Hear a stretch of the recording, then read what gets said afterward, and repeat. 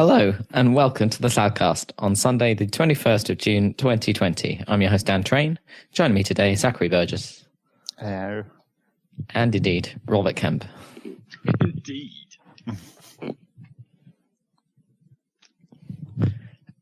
How are you, gentlemen? Planned my arrival on this couch very well, but there's all manner of stuff in the way. I'm just rearranging cushions as we speak. Shuffle, shuffle. Shuffle, shuffle. Got to be in the prime seated position for a podcast. Yeah, you have. You've got to make sure you are comfortable. Got to make sure to talk directly to the mic. Indeed. Hang on. Is that better? Which might sound a bit wrong, is now, doesn't it? Yeah, I realised it was a little bit far away from my face compared to the tests. I'm enjoying my new chair. I have fully supported lumbar. My lumbar is fully supported. Yes. Yeah, it was a long time coming. But is it good? Yes. The Germans pulled it off. The Germans, they have pulled it off. I think it's an American design, but the factory was in Germany. Vorsprung durch Sitniks. Vorsprung durch Sitniks, yeah, exactly. Sitniks. The technology of sitting. I can do marketing. No? Alright. I'm not selling it. That's a dream shattered. Where's my lumbar? Totally shattered. Yeah, shattered lumbar. Is that what happens if you sit in an ordinary office chair for too long? You get a shattered lumbar. Oh man. I suppose like when you do get back pain, right? It's not generally not a gradual thing, is it? It's like it suddenly goes, ooh! So it's just like maybe that is the shattering of something. Oh, who knows? I'm not sure you could use that much of a dramatic word. Ooh! No, Shattered implies some specific things, I guess. Lots of shards. Yeah. Rather than a nerve moving somewhere where it shouldn't, which is most of the problems. Yeah, I'm alright. I'm not enjoying this the gradual increase of temperature that occurs every year.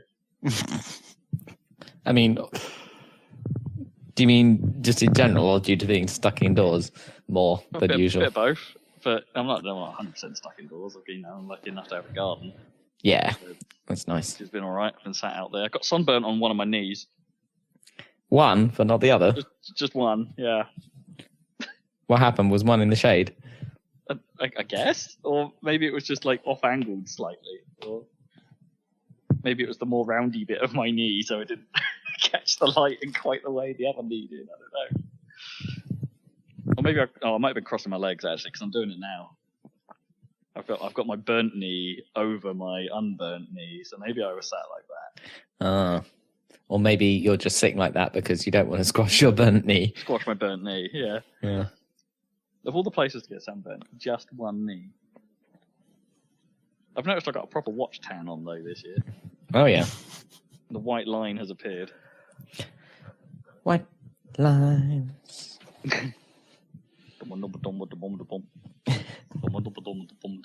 You getting out much, Seg? No. Not even doing your Needham walks? Not really. I did manage to get to the point where I had to open both my windows, which is a certain point in the year where it's just like, now I can have both my windows open permanently and not like have it be too cold at certain points in the night. Because that's always annoying when you have to keep opening and closing shit. Once you can just commit to having them both open permanently, it's like, oh good, now I don't have to worry about that.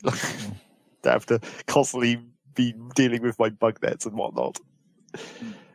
You always have ultra sealed bug nets over every part. Yes.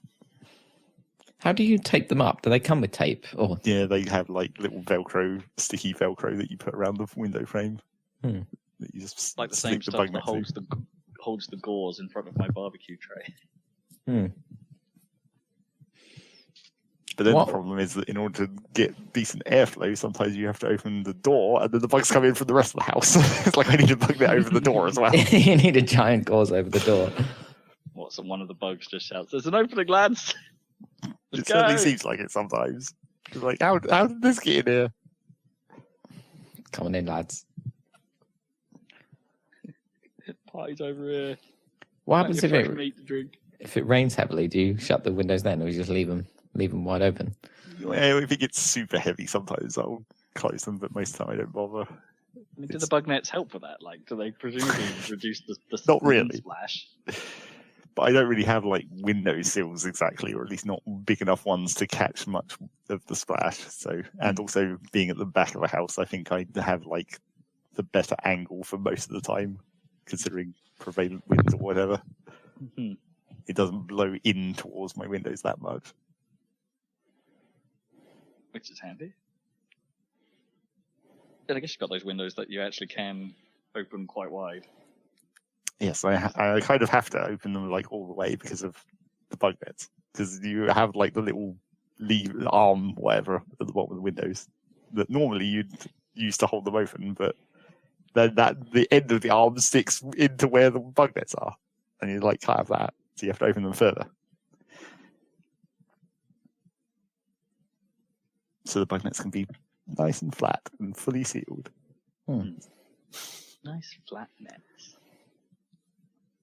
Come to Zach's house. We've got flat nets.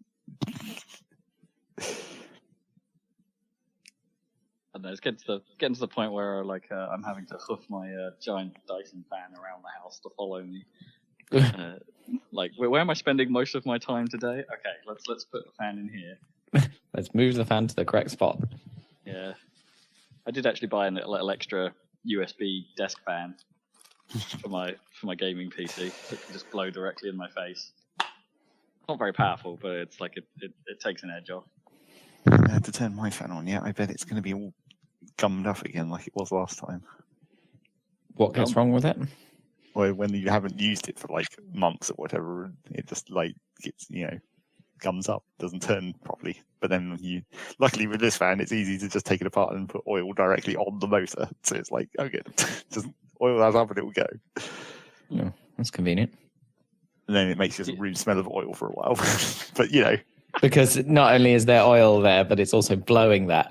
And also like really hot because it's a motor. Yeah. I don't think you're supposed to use motor oil. Well, it's oil. It's not like it's generic ass GTX oil that you put on things to oil them. Generic ass oil.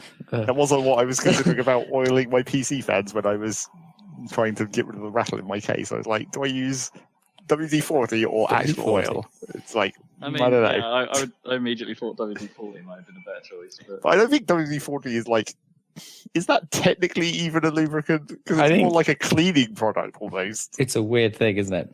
That would have been my go-to anyway. I don't think I actually have any. I don't think I've needed it. But I go with real oil, I guess. And it definitely makes the fans nice and quiet, but it doesn't stop whatever the fuck is rattling in my case. Something in there. A little bit of olive oil. Yeah, you could, I guess. If you wanted to. Just Jamie Oliver your PC. That would at least smell nicer. It's true. Some robust wok oil, as one of the bottles in our kitchen is labelled. Robust wok oil. Oh, okay. Or is that for like seasoning the wok? Is the wok robust? Well, our wok definitely isn't robust. We got rid of it.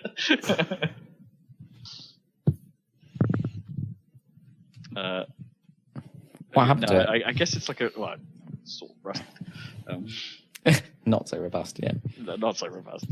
I guess it's the description of like it's a flavor description. Oh yeah, I guess you could have a robust flavor. I'm not sure what that means though. Yeah, like what is causing a robust flavor?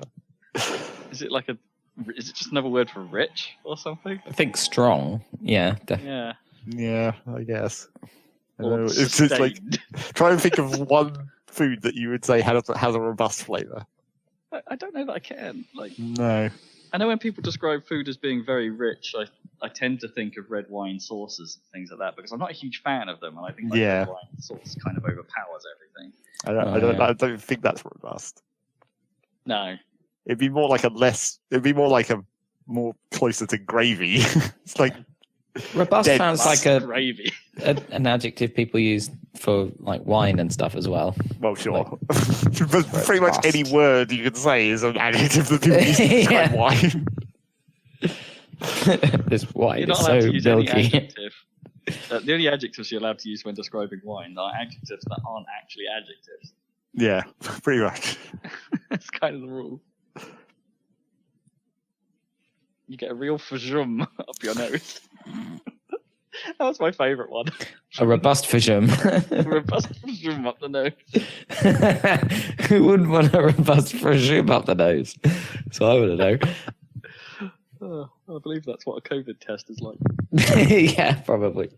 I hope it's not a robust orphism. I'd like it to be significantly less fast sounding than the fism. Ram it right in there.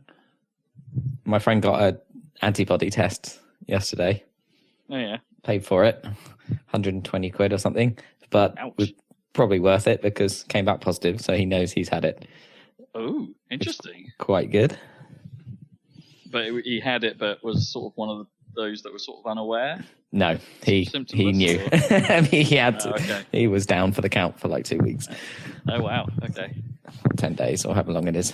Yeah, so he knew, okay, but then if you have the test, you know it was definitely coronavirus, which is handy. But how accurate are these things? It's like, because the accuracy of like even the main tests is always called into question, right?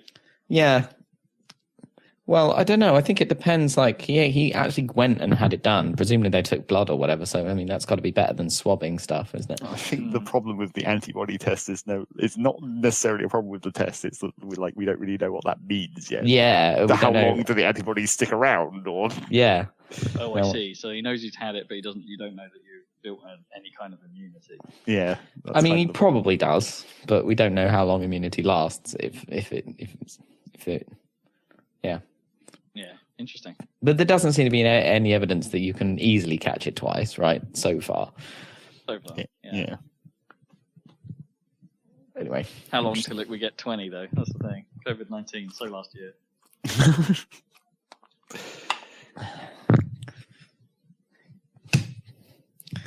Couldn't say. Anyway, interesting. I'm getting to the point where I'm waxing my mustache. Not a second. I mean, I'm trying to not trim my guard now, and I'm waxing it off to the sides. But it's not. My mustache is too strong. My mustache is too robust. Because it doesn't seem to want to listen to the wax. It's like it's a stubborn, robust mustache. It just wants to grow down and not to the sides. So I don't quite know how to. I even need to like just cover it in wax, and then I've got a waxy face. Which isn't all that pleasurable. Or, I'm not quite sure what to do. Or do I let it grow long enough until I can actually get it more twisted into itself so it holds the wax better? But I'm definitely not a master beardsman yet. You're working your way up to that rank, are you? Master beardsman. I mean, the beard kit, I said, claims that that's the first bold step to becoming a master beardsman, is buying a kit. Of course, naturally. Like, thanks for... Is that supposed to be a confidence boost? You're on your way to master beardsman. Congratulations, you've just entered our pyramid scheme. Next, you need to buy wax level 2 if you want to sustain that level of robustness. That will cost you £1,000.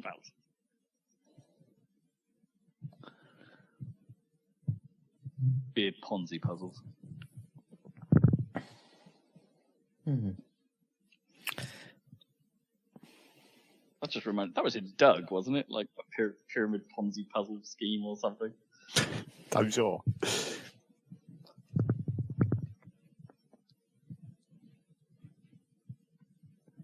Doug. I suppose no, that would be bad. But like, there's a lot of games where you cause a lot of violence and death. But are there any games where you like have to trick everyone into a giant Ponzi scheme? That would be probably. Probably been a few. Yeah, I don't know actually. Can't think off the top of it. Maybe like a multi-level marketing game.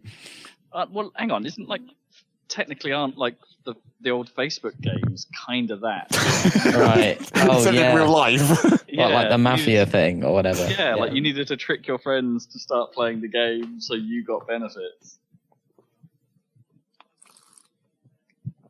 Yeah, that's true. Farmville, whatever. Yeah. Come water my plants. But I'm not sure that counts, because that is literally in real life. It's not a game about that. About that. It is that. It just is that.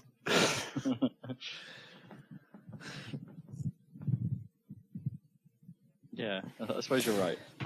That could be quite a fun strategy game. A game about defrauding people. I would say that there's always certainly been some at some point.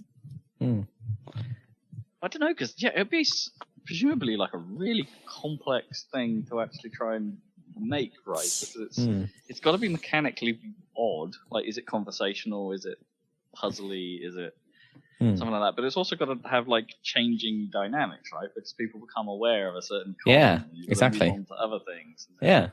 And how does that play out if you start a new game? Does that mean the slate is clean and you can just revert to tactic? Or I mean, there's that game that came out quite recently, the Cult Simulator. That's probably got similar kinds of mechanics, I imagine. Yeah, that could be quite interesting. It's just it gets very dark very quickly, doesn't it? But then video games often are quite dark, so.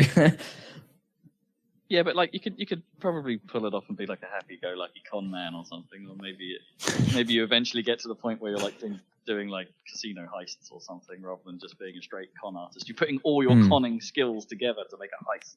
Yeah, definitely potential there.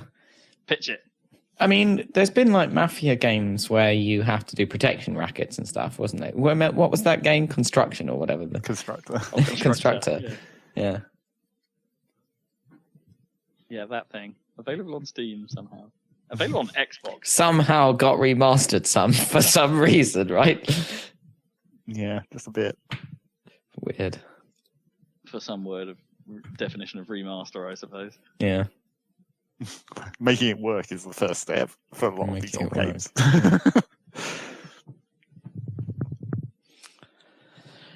Right, we should talk about the video game news, because there's somewhat to cover, I would say. Well, the fact that we're doing a whole other podcast kind of implies that. Extra bonus cast for you guys. So Lucky you. Let's get into it. We had, because at the end of the last cast, we basically ran out of time before we could cover the PC gaming show. And also, the Future Games show has happened. Which might as well have been another PC gaming show. Pretty much, yeah. But we've also had EA Play as well, or EA Play Live. And that's maybe that's maybe the more important one for being one of the traditional E3 ones. Absolutely, yeah, it's one of the bigger ones. And also because you always need to talk about how EA have fucked up this year. Well, yes, that's important to note. It's like what is EA this year? All right, so we're making an effort to cover stuff of this we can actually talk about, and we're gonna do even more cuts this time. So we might be able to get through it in the span of one podcast. Yeah, I think we'll be able to do that, because there's still even some of these ones I've marked. I think will probably just be aware about this, because we are vaguely interested in it, but we can't really say much more than what it looked like. So there may be brief descriptions. But one game we might have some thoughts on is Torchlight 3. Ooh. Now in early access, apparently. And everyone hates it. Do they? I mean, from what they showed here, I got, well, it looks a hell of a lot like Torchlight. I didn't really see anything particularly different about it, other than the fact that one of the characters is a train-mancer? Or something like that seems to summon trains? Like a necromancer for trains. Yeah. Was it Trackmancer or something? Trackmancer, something like that. Railmancer. But, and you've got a robot guy now? Steam robot? I mean, what else is actually different about this game? I can't see it.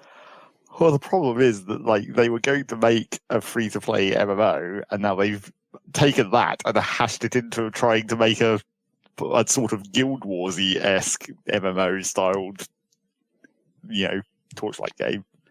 So it's still online then? Yeah, it's still online. In fact, it's always online, which that immediately pisses everyone off to start with, because then all the servers got fucked up during the launch, and then no one could play it. So traditional online launch. But then it also appears that they didn't do enough work past the free-to-play version of this game. They just pretty much might have just put out the free-to-play version of this game, because it doesn't have nearly as much content.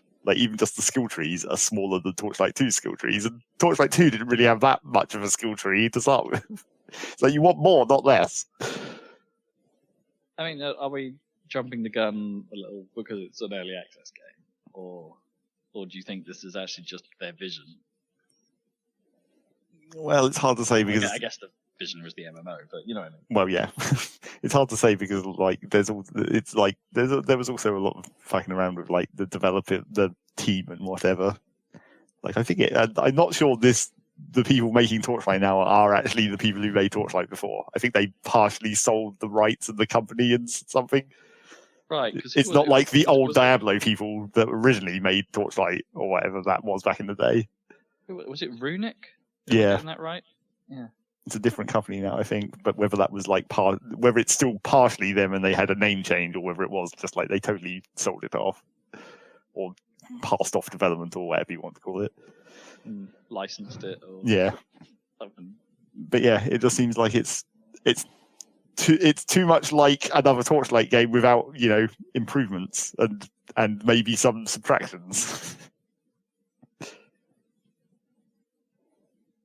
Yeah, I didn't really get even though it was one of those bits of the show where they had a developer talking about it, alongside footage of it. It's I just didn't get a grasp for why this is. For why this is. It's it just didn't seem like there was anything particularly new to it other than, hey, we changed the 4 characters. No. And I mean, Torchlight 2 was basically like that as well compared to Torchlight 1. It was like this. I mean, it's slightly better. There were a few differences, weren't there? It was it was less of a go in whole, here's a set of. Well, they tried to. More of a world, wasn't it? Well, it's because they tried to layer a world on top of the randomly generated dungeons, where it's you have the world map and then you go into the dungeons. But it was really the world map kind of sucks, and it just wasn't as fun as the dungeon parts. Yeah, I'm kind of with you there because I bounced off Torchlight 2 pretty hard, and I don't normally bounce off games, but I didn't get any draw with 2. And I finished 1. Well, I did, the main story of 1, and then that effect happened on me that always happens, where it's I finished the story, I'm never playing this again. Whereas I know you latched onto it severely, didn't you, and kept going for ages. Well, not as long as 1. Right. No, that's what I mean. Yeah, 1 you carried on a long time after the story, and then 2 you just sort of finished, and then. I don't know. I don't even remember if I finished it. I mean, really? I don't maybe I did. I just don't remember it.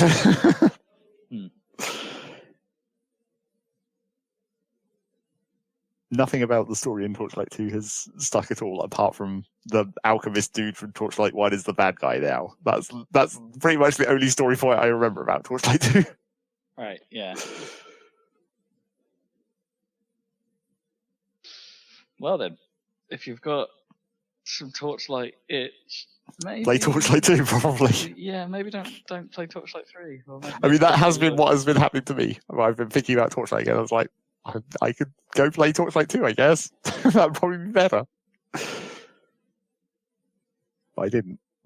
So some gems. I think I think I may have resisted the getting back into that grind. Feed gems to other gems to make bigger gems. Yep. Feed your bag. Elite Dangerous is getting another. I was about to say free update, but I'm not sure how the Elite Dangerous updates work. Actually, free. I don't know. But called Odyssey, early 2021, and it looks like they're focusing on more planetary stuff including perhaps wandering around on foot. Okay. I'm not sure exactly what I come to an Elite game for, but... Because currently you drive around, do you, in buggies and stuff? Yeah, I think there's some of that. Yeah. So it's always hard to tell the difference between Elite Dangerous and all the other games that are doing that. Yeah. I have a little bit of a memory block between it and No Man's Sky, to be honest. Well, even though I think Elite is probably the better game. Probably. Odyssey is listed on Steam as a DLC, and the previous one, Horizons, was £20. So. Okay, so they are paid expansions. Yep, seems like it. But presumably because they changed the whole, it's because Elite Dangerous is an online game, like primarily. So I wonder if it does have knock-on effects to all players. Yeah. Yeah, I'm not sure how that works in Elite.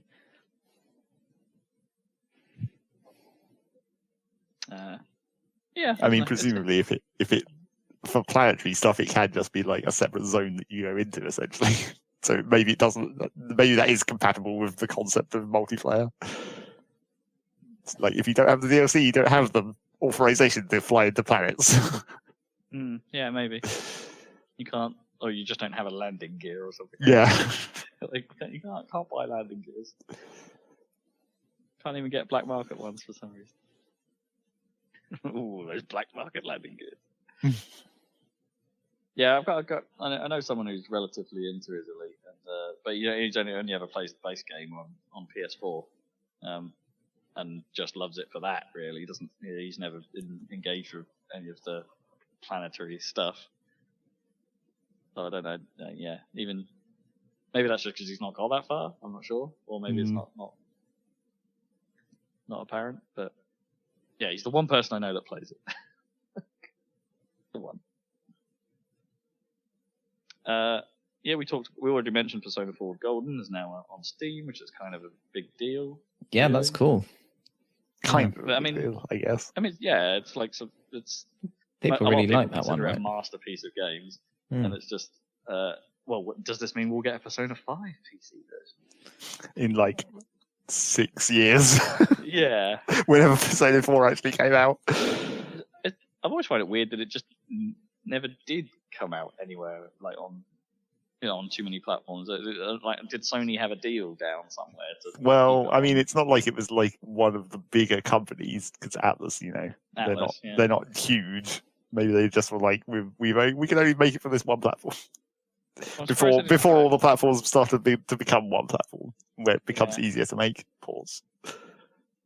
Yeah, I guess maybe it doesn't make sense. It might not have made sense for Atlas to have made an Xbox version per se, because that whole Japanese divide thing. Yeah, Xbox isn't really a thing. Maybe it's not on their radar. But a PC version I thought would have done well. But it was still a long time ago. Yeah. A whole load of stuff happened, and then there was Humankind, which looks like Sega is publishing a Civilization game. So who are the developers behind this exactly? Like, what's their pedigree? I don't know. I mean, this is the trouble whenever nowadays when you have things that are published by like Sega or Team 17. Yeah, like they are just publishers now. It's just like they're not actually making this game. Yeah. So it is Amplitude Studios, apparently. It's not some X for Axis people or something, is it? No, I don't think so. Oh, they make the Endless games. Oh, they're right. That's who they are. That's why I recognize that name. Right. So Dungeons of the Endless and... So I guess they do have some pedigree in 4X type stuff. Endless Space and whatnot. Oh, yeah. Or Endless Legend. I forget which one's which. I think I've got a copy of Endless Space, but never played it. And yeah, you obviously played Dungeons of the Endless as well. Yeah, which is like totally not one of those. Video on the site. We did do that one, didn't we? Yes, we did. It's getting to the point where I'm starting to forget what we've done. It was in the D's. We even got to that in the actual letters. The Steam D's. So that's kind of all they've done, really. Is those now they're doing something which looks like way bigger in scope. Yeah. Well, I mean, I don't know about bigger. Sort of the same. It's a 4X of some kind. Only now it's real life, not space aliens. I guess. I mean, it looks superficially a lot like Civilization, right? It looks so much like Civ.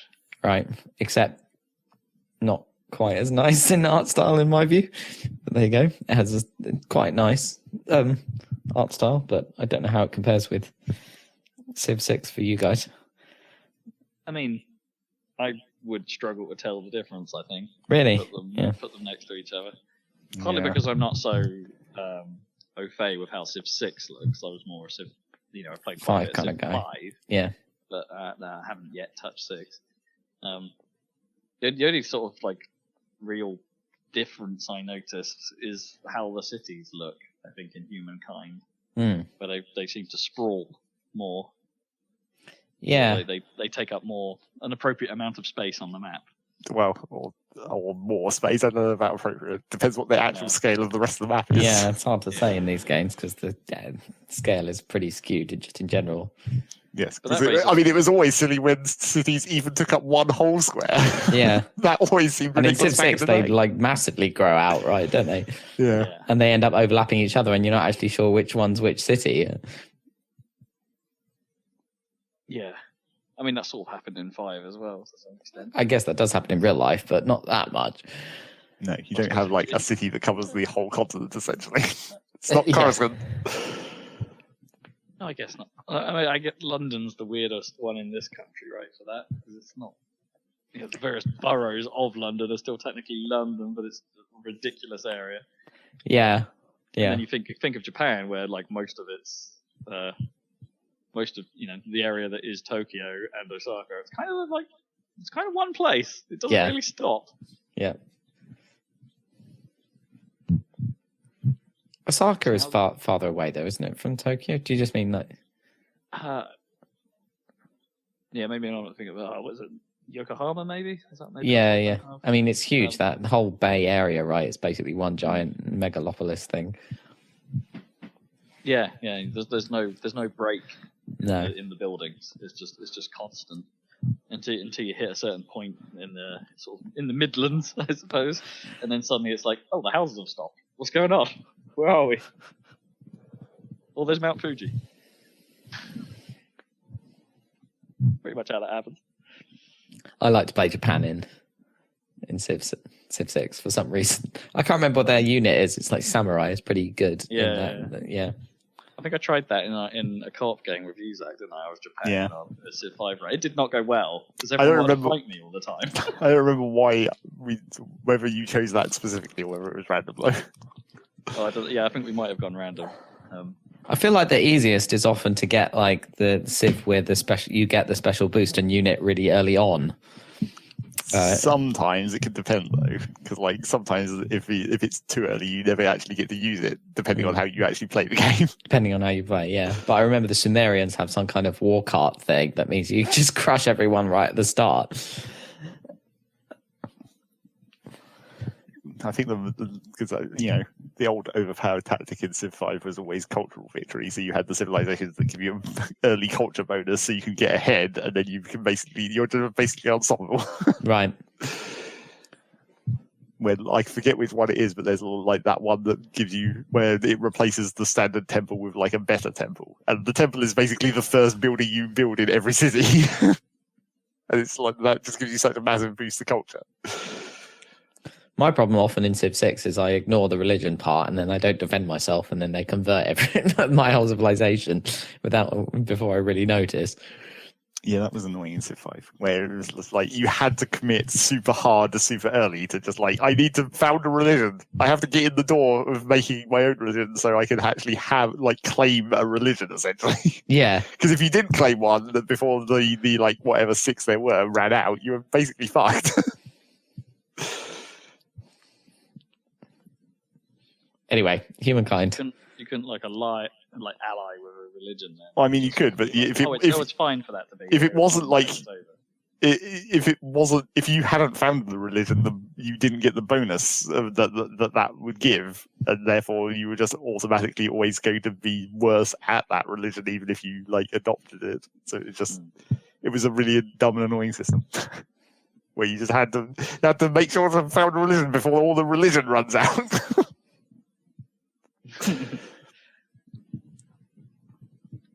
You should just have a custom religion mode.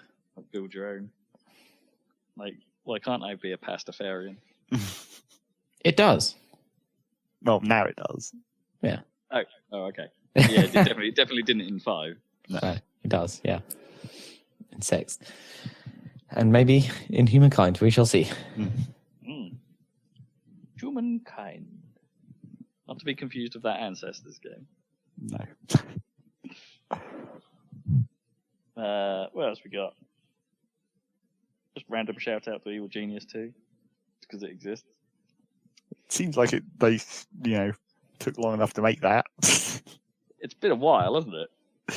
Well, I mean, it's been like a super long while since Evil Genius 1. I mean, I guess Evil Genius 1 technically is like not it's not as old as Dungeon Keeper 2 or anything. It's significantly more modern than those, but still. I don't know why it's taken them this long. I guess I'm just not quite sure how the flow of that game works to some extent. 'Cause it's just like it's the stuff where it, you send your minions off to do evil deeds. It's like is that literally like I'll put them in the mail. They'll come back in a little while, and with a success or a failure rate. Probably. Or do you have to go and play those heists in some way, or no, I wouldn't have thought so. I imagine it's probably just a thing, just like Assassin's Creed. You send them out, and then they get stat bonuses. You're only really managing your layer rather than the lair. Yeah, I don't know. Maybe I'd want more than that. I'm not sure.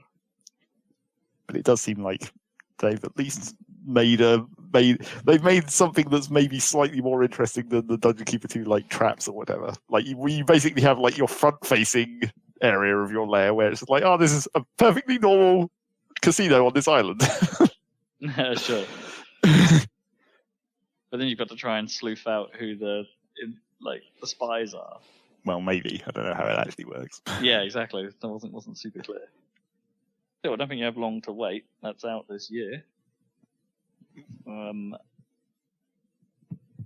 going to have a little mention here of the definitive edition of the Mafia, or just Mafia, not the Mafia, Mafia Kings. It was just because I don't know, that game looks pretty good. Like there's something visually appealing about that 50s gangster aesthetic, right? It's like it just seems cool. But I've never played any of the actual Mafia games because it sounds like they're always slightly flawed in some way. But one of those, it seems like they might be one of those, open world but kind of dead and empty, because they're haven't got the power to, make it a living world quite the way Rockstar can, And also maybe like one of those situations where there's sticking slightly too close to like realism. Where, like these cars had them like shit because it was the 50s. Yeah, like LA Noire. Yeah. Yeah. I mean, and in LA Noire, that was technically Rockstar, although it was Bondi Studio or whatever. But that was like a kind of, it was cool looking. The 1950s, 40s, 50s. Los Angeles, but it was kind of dead compared to a GTA city. Oh yeah, it was, and it was extra weird. LA Noire had the extra weird thing if they put those film reels, like collectibles, anywhere on this massive map. Yeah, it was the only thing to do in the map. There's nothing to do. It was the most tedious collectible thing I've ever come across. It was dumb. There were plenty of the buildings and stuff were actually quite explorable, but there'd be nothing in them. Not even one of these film reels, and you'd be like, "Why is this so open? It's too open." Yeah, bit of a weird one, but this looks nice. I'm trying to think. Was Mafia 3 might have been the game where there was a whole load of YouTube videos of people trying to put stuff in phone boxes. Yeah, and then physics. Potionomics, which I think actually looks pretty cool. Zach and I both played Racketeer back in the day, and that was a thing, which was about managing the shop in an RPG, but you actually had to go dungeoning in order to get the equipment to put in your shop. as far as we can tell, Potionomics does it well with the dungeoning bit and doubles down on the actual. Hey, you're going to manage this. You're going to manage the crap out of this shop. Right. But hopefully that means that they, have invented some more mechanics for that. Because the rest of the Racketeer thing was like, okay, you've got like the whole bartering kind of, and then like the positioning in the shop. Sure. But if you're going to make a whole game that's only that, you're going to need a few more mechanics. Yeah, I mean, what they've shown did sound like they were about building relationships with people, and the bartering system was about matching personalities. So you had to pick choices based on what that character. Not just you might like this thing. Yeah, here's a price. It was about actually having a conversation with that guy to convince them to buy it based on their personality. I mean, it looked like there were cards involved, so there might be a deck building game in there. Yeah. As is the thing at the moment. Yeah, everyone's deck making those. Yeah, so many of them. But I don't know. There's something about it looked like it could work and be kind of fun. I got that vibe, Potionomics. But oh yeah, and boy did the story element they showed where it's like you've got a weird helper creature thing and you're a girl running a shop. It's like that's not even trying to not be anything other than Racketeer, right? As if that wasn't intentional. It's just like, what? How did that happen? I mean, I guess it is kind of an obvious trope in some ways. Yeah, I guess.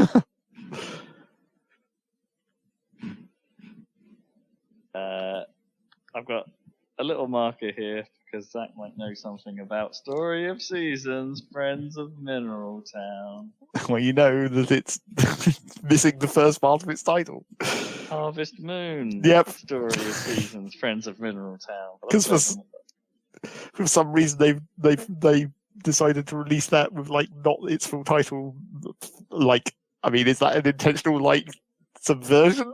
Do they not want people to be like, oh, it's Harvest Moon, so I'm going to skip that because I know what Harvest Moon is? Is that just a Western thing? Is it still called Harvest Moon in Japan, do you reckon? No, because I'm pretty sure when that game actually came out the first time on the Switch, I guess, it had its full name. Oh, what? Harvest Moon Story of Seasons? Yeah. Is this a straight sequel to that one, then? No, I'm pretty sure it is just a re-release. But anyway, I guess you'd only need to look at it for like several seconds to realise that it was a Harvest Moon game, because they all play the same way and they have done the whole time, which is why when the one time I tried to play Harvest Moon, which I think may have even been a demo of that game, I was like, oh god, I can't stand this, it's not Stardew. It's just so much slower and more clunky than Stardew is. I think I've only ever played one Harvest Moon game, and it was on the Wii. And it was Mystical Melody or something. Like, it was strange because it was both farming and well, they always have an and. It's not just farming. And I didn't take to it. It's the only Harvest Moon game I played, and I haven't taken to it. I guess it wasn't the classic. It wasn't the original. Yeah, but the originals wouldn't have been any better than that. No, maybe not. It's always been like that. So, play Stardew instead. Yeah. Yeah. I'm going to mention Amulet of Chaos, which looks like to be a sort of fantasy adventure tactics game, because I kind of liked its humor in the trailer. And also, Felicia Day's a character in it, so... Just nice. She's cool. She is cool.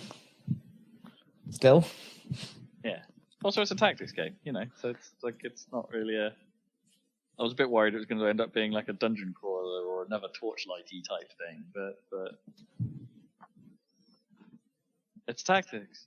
And then I go through the slight moment of, oh wait, hang on, there's an awful lot of tactics games out at the moment. Yeah. We're in tactics season again for some reason. And equally, it's a matter of which one is the good one. Yeah. And my final pick from the PC Gaming Show is Surgeon Simulator 2. Because they did the obvious thing, right? And it's like they couldn't just make it just about the surgery anymore now. They had to make it more of You can explore the entire medical facility. We've got hand out awkwardly because that's how all surgeons work apparently in this world. I feel like I don't know about. It's like I'm not entirely certain about that game because I mean, the way they've shot the trailer, especially, feels like it's leaning heavily into VR, which I mean is fine because that game, the first game, was fine in VR as well. Yeah. But like, well, no, I actually think like the VR version of Surgeon Simulator must have been so much easier. Yeah. But because it was about the QWOP style awkward hand control. Yeah, and that seems to be like that doesn't seem to be so much of a thing any longer in this one either. It's like because the whole point of the first simulator was like individual finger controls. Yeah, and that was why it was super awkward and difficult. And now I've got to roll my hand. But now it just looks like I've accidentally thrown the hammer. It looks very more like you just put your hand near a thing and it like whoop, and then it's just in your hand. Yeah, a bit more of a poppy effect. Well, I think they might have realised that the whole simulator QWOP style thing is kind of overdone, right? Well, sure. There's been a ton of those as well. There's been a ton of imitators. But they did the good one. They did do the good one. So maybe they felt like, we have to take this in a different direction. Well, I mean, if it is maybe slightly pushing towards VR, maybe they were more committed to that's why it's a bigger world and all the other physics stuff. It's like they're making it more about the like physicality of VR rather than the physicality of like keyboard buttons. Yeah, perhaps.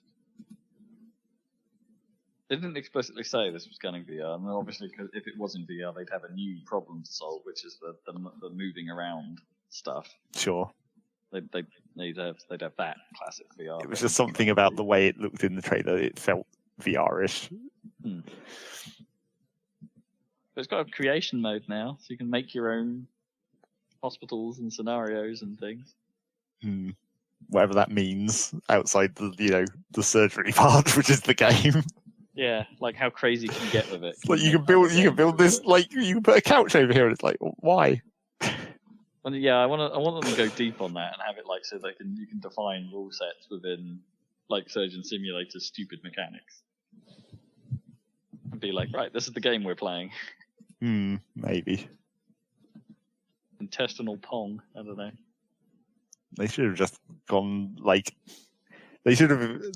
I don't know if you could. If like it would make any sense for the branding, like you probably wouldn't be able to call it Surgeon Simulator any longer. But they should have just combined like that and the other games that are like the IKEA simulators and whatnot. and just made it so that everything in the world can be disassembled into parts. But yeah, you can surgery that couch. Yeah, just make everything deconstructible and reattachable, and just have the world be completely fucked up. I'm taking the foam out of this couch. I'm going to put it where his brain was. Then I'm going to take the fish out of this fish bowl and put the brain in there.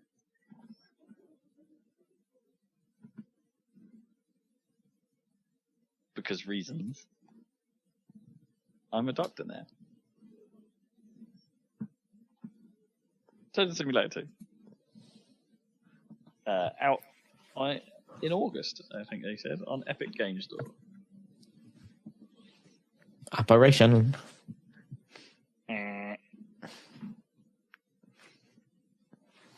Cool. And apparently the dead guy has a name. He's called Bob. Poor old Bob. Yeah, so that was the PC Gaming Show. It was all right. I think I preferred, like a lot of things this year, actually, I think I preferred the format of the PC Gaming Show where they didn't have a stage. They mostly followed the same pattern. But it somehow worked a little better where they were just sitting around. Well, I mean, it was the same presenters. It was still Sean Plott and Frankie, someone or another. Sorry, Frankie. But yeah, I don't know. It didn't feel quite so awkward this time around. They could just be getting better. I still always feel like Sean is like good at casting, but not so good at presenting. I don't think he's as good on script as he is like off the cuff commentating. Sure. But that's just because I've seen more of his stuff in general. Sure. So less Sean Plott, more Day 9. That's what I'd go for. Okay.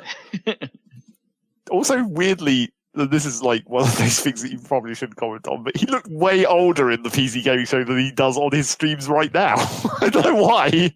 I know what you mean. I know exactly what you mean. I think it's... Had he not...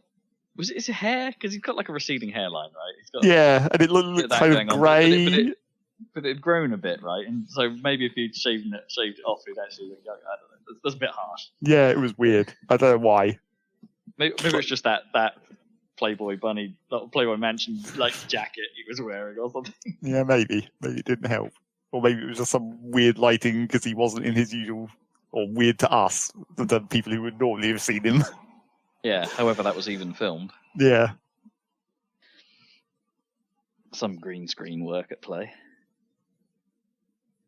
Yeah, that was PC Gaming Show. But I quite liked how the Future Game Show handled themselves as well, because they got Nolan North and Emily Rose, you know, that Nathan Drake and Elena from Uncharted, to host. And they were kind of doing that whole shtick in this show. And they're good at that. And then Sony sued them all. I mean, what the fuck? They were doing the shtick, but they didn't explicitly call themselves Nathan and Elena. Although they did talk about that time when Nolan played Crash Bandicoot. Okay. You know, like in Uncharted 4. So, alright. I enjoyed it. I thought they did a good job. Yeah, there's a few picks from this that I'm going to keep my eyes out for.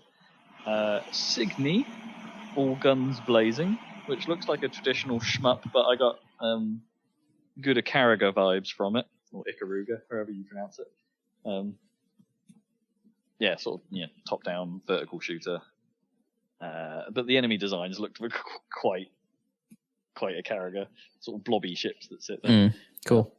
Yeah, it looked good. Honestly, I haven't played a shmup in a while actually, and it sort of I watched that and was a bit like, oh yeah, I really like shmups, don't I? Maybe, yeah. Yes, you. Might be time for a shmup. Maybe I should play one.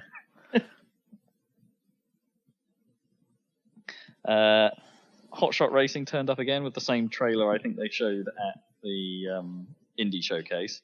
But I want to mention it again because I actually went and watched some other stuff about how that game's getting on, and I think that game looks cool. It's like it's a the way it seems to play at the moment is it's very fast, but from what I can tell, they play with the idea of rubber banding. In that, like, the AI will catch you up because drafting is hella powerful. So you've got to be drafting, you've got to be drifting, and drifting builds up boost Ridge Racer style. So you've got to be managing all of that simultaneously and strategizing when to make your moves in order to take the flag right at the end, kind of thing. It looks fun. It really does.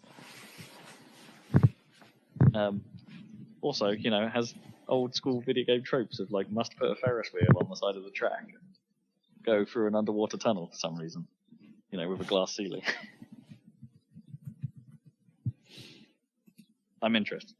Cool. Looks cool. Also picked up on Neon Abyss, which looked like a side-scrolling, crazy-ass roguelike type thing. Pixel graphics. Quite Enter the Gungeon, Exit the Gungeon-esque, but super neon. And I thought Zach might be vaguely interested in it, but he doesn't appear to have seen it. There's too many of those as well. Yeah, there are quite a few. But this one looked especially Gungeon-y, just from the side-on perspective rather than top-down. And Exit the Gungeon wasn't exactly that well received.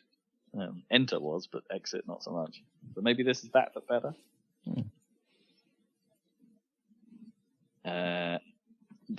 During their little montage section in the middle of the show, a couple of little things I noticed. One of them is the fact that Windjammers 2 seem to be showing itself as just Windjammers. So have they dropped the 2 for starters? No, they haven't. No, it was just weird. Like, why put just the Windjammers logo up there? It was odd. And also the footage they were showing had a big marker at the bottom of the screen saying pre-alpha footage, and I'm like, you've been in production for friggin' ages. It's like, when are you coming out? How can you still be showing pre-alpha stuff? Have you not got anything new? And the other thing I noticed was, or just because of how it looked, I want to look more into what this game actually is. But it's Anno Mutation M, which is a cool pixel art cyberpunk thing. That seems to have some like 2D slasher combat, and it's like I'd quite like to. Yeah, I really liked how that looked more than anything, so I want to see what that game actually is. So more to come. Won't talk about it now. I just like it. Main Assembly is out in early access, which seems to be a vehicle construction, primarily about vehicle construction. All right. Okay. Well, that was the game that I said that there was a beta of on the last podcast, not the last podcast, 2 podcasts ago at least. That I inferred that I had got the beta for that I hadn't played, and then I played it for like a couple of hours, and it was real boring. Oh, really? The trouble is that like they've made another vehicle construction game because there's tons of those as well at the moment, as we've been saying about everything. Mm-hmm. But they've made another one of those. But like the gimmick is that it doesn't use like blocks for the bodywork. It uses like polygons essentially. You have a point, and then you extrude that into a line, and then you extrude that into a plane, and then you can link them all together into a framework or whatever. Okay, that's kind of cool. It's kind of cool, but like then the actual parts that make things do stuff, like the wheels and the motors, there's like barely any of those. So it's like you can make really cool looking bodywork, but then you're putting that on top of like the exact same 3 different kinds of wheel and engine. So there's not actually like much to it. There's no, technicalities, and also it's real simple in that aspect. Like you're not managing the power or like connecting motors to batteries or any of that stuff. It's just like you just slap the motor on there and it goes. So how did all the because the trailer showed some like logic? Yeah, it has a little bit of like you can have a tiny amount of logic circuits that run off when you're pressing the button, it does this and then this and then this, and then you can have like hinges that toggle between two states or whatever. So you can make some amount of slightly interesting things, but then of course the game doesn't actually, have much to do in it that would require you to do any of that. It's like you can make some very relatively fancy things, but there's no reason to, because there's not really like even the sort of missions that they do have. It's just like. Well, at least, I mean, I guess I only got through the tutorial, so maybe it gets slightly more complicated as you unlock the parts. But, like, it's much more like you just drive to the place, build a machine that can drive to the place, and sometimes that's up a hill or around a dodgy bit of walkway or whatever. See, I thought, like, again, not really in the trailer, but I got the impression, or maybe I overthought it, that this the sort of game where you'd want, like, to be able to build contraptions in order to maybe come up with custom games that you might play with your mates, kind of thing. It's like, okay, here's a challenge for you. Get this thing up to this thing. The sandbox, really bonkers machine. Here you go. The sandbox mode, which is what I did after I got through the tutorials, is just like it does have like quite a large open world-ish map with like and then within that map there's also like little mini games, I guess, that aren't really specific, where it's just like if you go over here to where there's a racetrack, you can start an actual race, and then it'll keep track of your lap times or whatever. So you design a vehicle to be better at driving, I guess. And so it tries to do that a bit, but again, it just seems like there's just not nearly enough parts to it. Yeah, do you know what I mean? I'd kind of want it to be like, oh, hey, you can build Rocket League in it or something. Like, hey, you can build cars and play football or something. Like have some rule sets or things you can devise. And yeah, I guess that's kind of what I want out of one of those games. It's like, so you could go Mario Maker style and just download a thing, and it's like, oh, here's our take on this. I mean, you probably can, but it's still going to be limited by the number of parts in it and how complicated you can actually operate the parts that are there. How much programming there actually is. Here's a quap style runner, but with a really bizarre machine. Get it to go in the right direction. Go.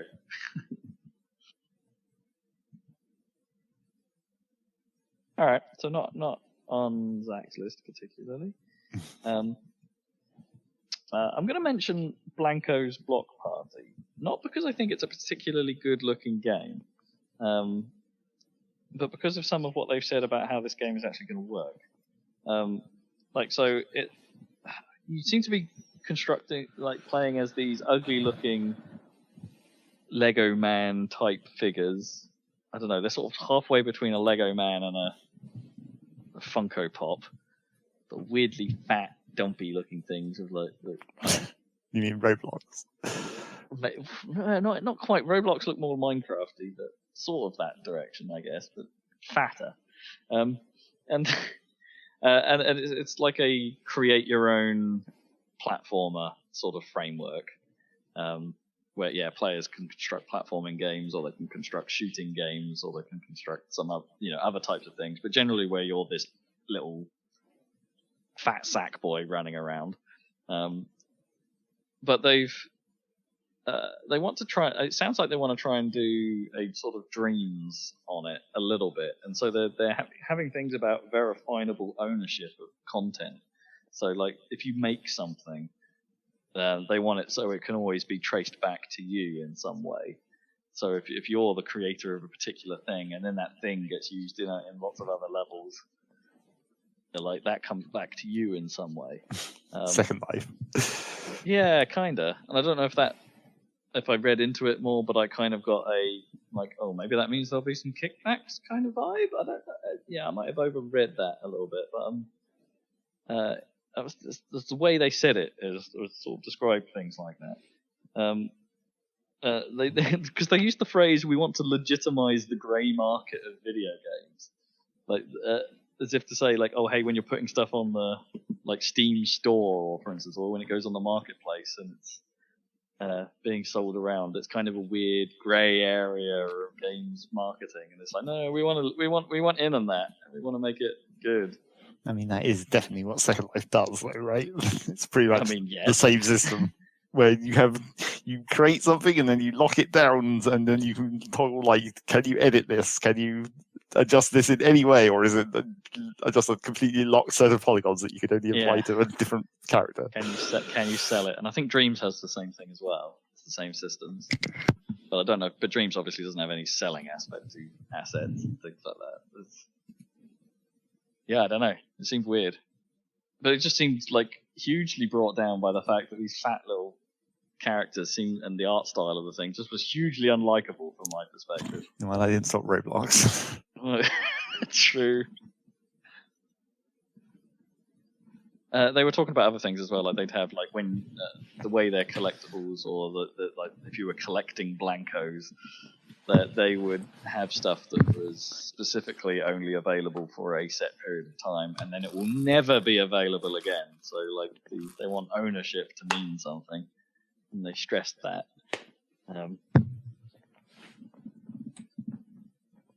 Just a slightly odd thing, like in like some lofty marketing ambitions based on a game that I didn't think seemed all that great.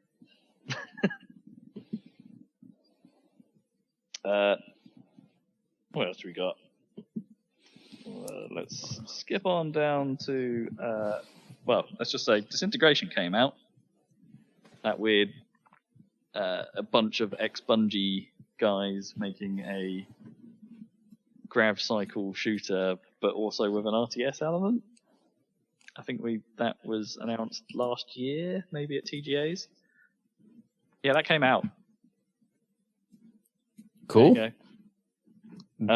I think some places like it, and some places think it's a bit meh, because the combination of mechanics is kind of odd. But might be worth a look. Ex-Bungie guys. Might be good.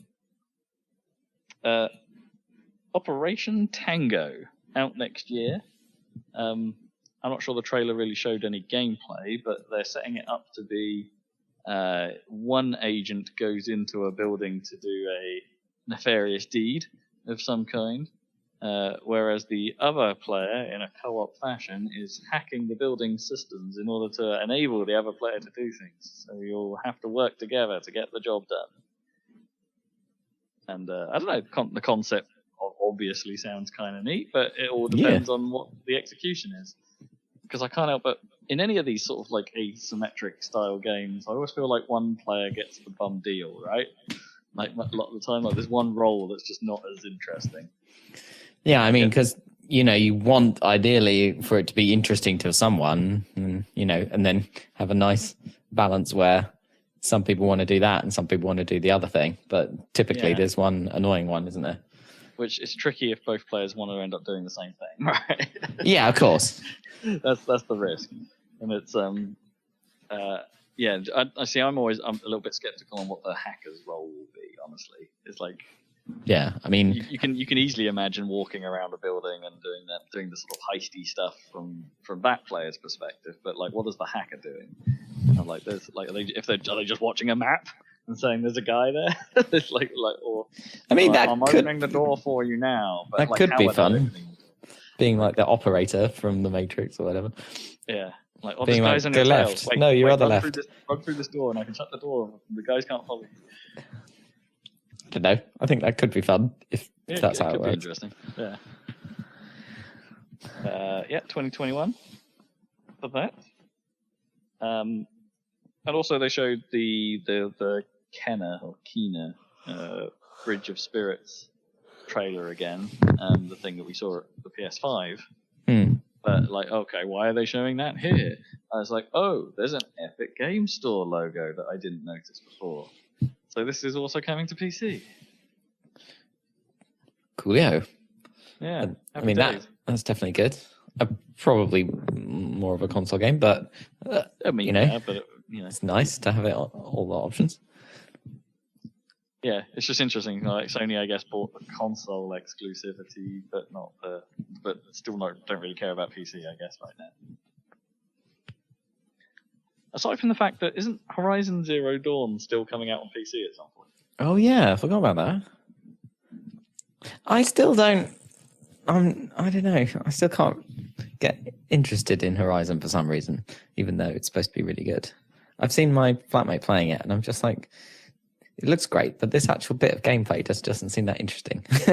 I don't know. I kind of know what you mean. It's it's on my list. Although that falling over obviously the trailer for the new one looks amazing in terms of graphics, but just in terms of world and gameplay, I just don't quite get it. But I don't know. Yeah, I know what you mean. It's like because it's not quite. It doesn't quite have the pull of it definitely doesn't have the pull of a Zelda. That's the thing, and it came out roughly around that Breath of the Wild time and was doing a lot of similar things in some ways, and it's like, yeah, this is great, but it's not Zelda. I remember, people play a sentiment being like, it's weird coming from Breath of the Wild and then going to play Horizon and realizing I can't climb everything. Which is really unfair because, like, you're comparing to maybe the best game ever made. Well, yeah, and they're quite different in what they're going. Yeah, exactly. Anyway, there's just something slightly off about it for me, but I'm sure I got into it probably. Sure. Enjoy it. Maybe I wonder is it the same vibe you're now getting about, or we now feel about Ghost of Tsushima? Do you think? Like, since we've seen more of that thing, and it's maybe dampened a little. Like maybe it's a little bit style over substance, but I don't know.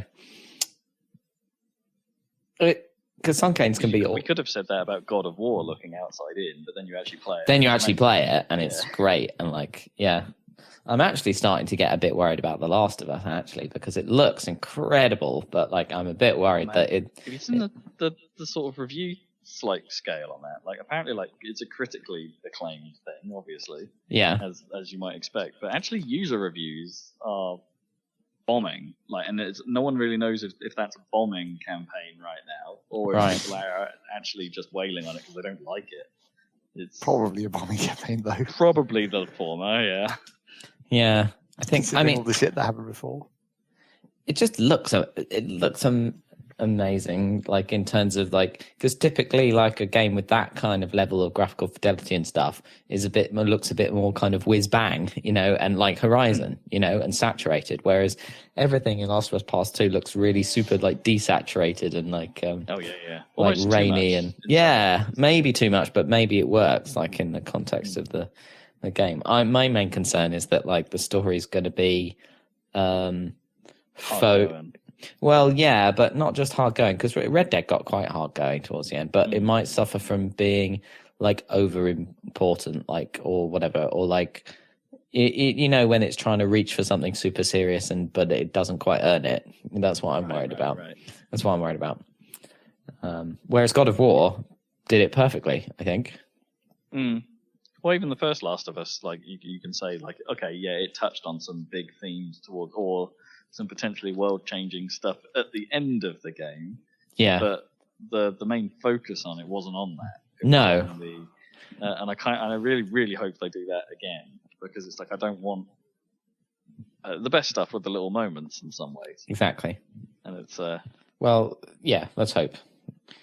Again, might have been my problem with Uncharted in some ways. A lot of the best stuff with a little conversation is not the overall thing, which made no bloody sense.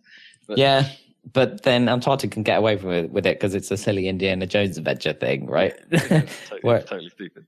Whereas Uncharted is... Whereas Last of Us is going for serious, clearly. Right? Yeah, anyway, never mind. That's an aside. But relevant, given that it's now out. So that was the Future Games show. I think there's probably slightly too many of these shows. If you think about the Escapist Indie Showcase, the PC Gaming Show, and then the Future Gaming Show, though, admittedly, there weren't many dupes, but there were a few, and I'm not sure. I don't know. I think there are a lot of medium quality games in there, or at least things that were of medium level appeal to me. And I think now actually watching so much of it actually becomes a little bit tiring because there's so much of it now. Wow. Even you're tired of it. I know. I'm the trailer king, but there was just a lot, man. And I think maybe there's just so many of the smaller titles that I need some AAA goodness. Maybe that's what I'm hankering for. Come on, mix it up Cyberpunk. A little bit. We haven't had any footage of Cyberpunk since. It got delayed, by the way. That's news, isn't it? Yeah. Oh, did it? It got delayed again? Yeah, but it's only 2 months or something. All right. What is it? So November or something? Okay, so it's still coming. It's still in this year then? Still this year, yeah. I think a lot of people are like, well, this means I'll be getting it for the PS5 or whatever. You know. Yeah, I figured that's where it was going to land anyway. Yeah. Like, anyway, it's just probably just missed the actual console launch now. I think people are just annoyed. Like, why bother giving a concrete date if you're just going to move it? Why? Yeah, just sort of be fuzzy until you have to be Nintendo. Never say a date until it's actually for real date, and then once you say it, you can't change it all ever for any reason. Anyway, it's still this year. For me, it doesn't really matter whether it's September or November. No, I'll happily wait for that thing. It's fine. So I guess the closest we'll get to some AAA stuff is right now is the fact that the EA Play event happened. Right, what's going on with EA? Which was a nice, short, sharp show rather than them doing some nonsense day-long live event that was garbage. I might have to watch it because it seems like they've actually said some cool stuff. I mean, well, maybe. Sort of. Let's not get ahead of ourselves. It was still an EA show, and there was a lot of talk. The talk to actual revelation ratio is pretty low still. And also, a couple of things where it's just like, why is this here? Oh, I want to know what you think those are. All right, yeah. So they opened with Apex Legends. Just because I guess they have to. As you do. Conveniently timed because it wasn't like the start of a season or anything. They were in like the middle of a season. They're just like, yeah, there's still stuff to come in this season, I guess. Yeah, there's new content coming, and we're focusing on this new character. Hey, by the way, we're getting crossplay, and it's coming to Switch, so you can Apex on the go. So yeah, that's the thing. Good. I haven't played that since I think since the first map change they made to it, where they changed one of the areas slightly, and it sounds like some of the copy and paste parts of the map are now, with a lot of the buildings you could clearly tell were just lifted from one place and just slapped down in a slightly different arrangement somewhere else. Yeah. Some of that is being replaced over time. And this was announcing, hey, there's a big old change to Skull Town, so that's now completely different. And it's like, okay, good. I think some of that can only be for the benefit of the game, really. So there was that. There was a bit about Sims 4, I guess. This is why was this here? Yeah, to a certain extent, because it felt like they were trying to play the. There's a lot. Well, they're bigging up the whole fact they're on Steam, right? That's literally the only reason that this was here, and yet they still managed to talk about it forever. It's not like there's a new expansion to The Sims 4 even. It's just like no. It's on Steam now, and so we're going to spend a long. It also, I guess, the other reason it was here is because it gives them a convenient angle to talk about inclusivity and shit. Yeah, I know what they're trying to do, and they opened the show with their new CEO trying to be all like, oh, hey, by the way, Black Lives Matter, stuff like that. But there's a certain element of, and also, by the way, The Sims 4 is inclusive, and we've been doing this forever. Buy our game, and I suddenly cringe a little bit. It's like, it's fine making the sentiments at the start of the show, but I don't know. This felt like we can score some points for some reason kind of move. I don't think they can score points with that, though. That's the trouble. Like, if it was a new Sims game and they also still said the other stuff, then yes, then they could get points. But when they're trying to bring back Sims 4, like the people who care about Sims 4, the inclusivity thing they already knew about for ages, forever. That was probably one of the reasons they got into Sims 4. So you can't trot out Sims 4 now just to be like, and we're still doing this, except we're not still doing this at all, because this game is all old and we haven't made anything new for it lately. I assume that the version on Steam, because the trailer they showed also had we've got all of this and all of this and all of this. It's like, I assume that means they've just brought all of their content across, not that they're releasing it as a single bundle thing, right? I would assume so. But let me go look at the store page.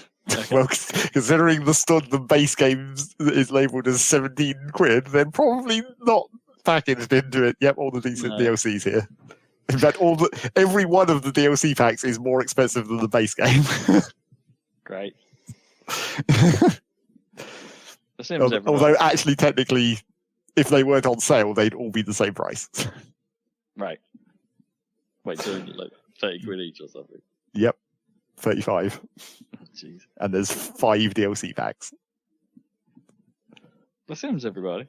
Oh, wait, no, I lied. There's more than 5 DLC packs. There's a lot more than 5 DLC packs. Yeah.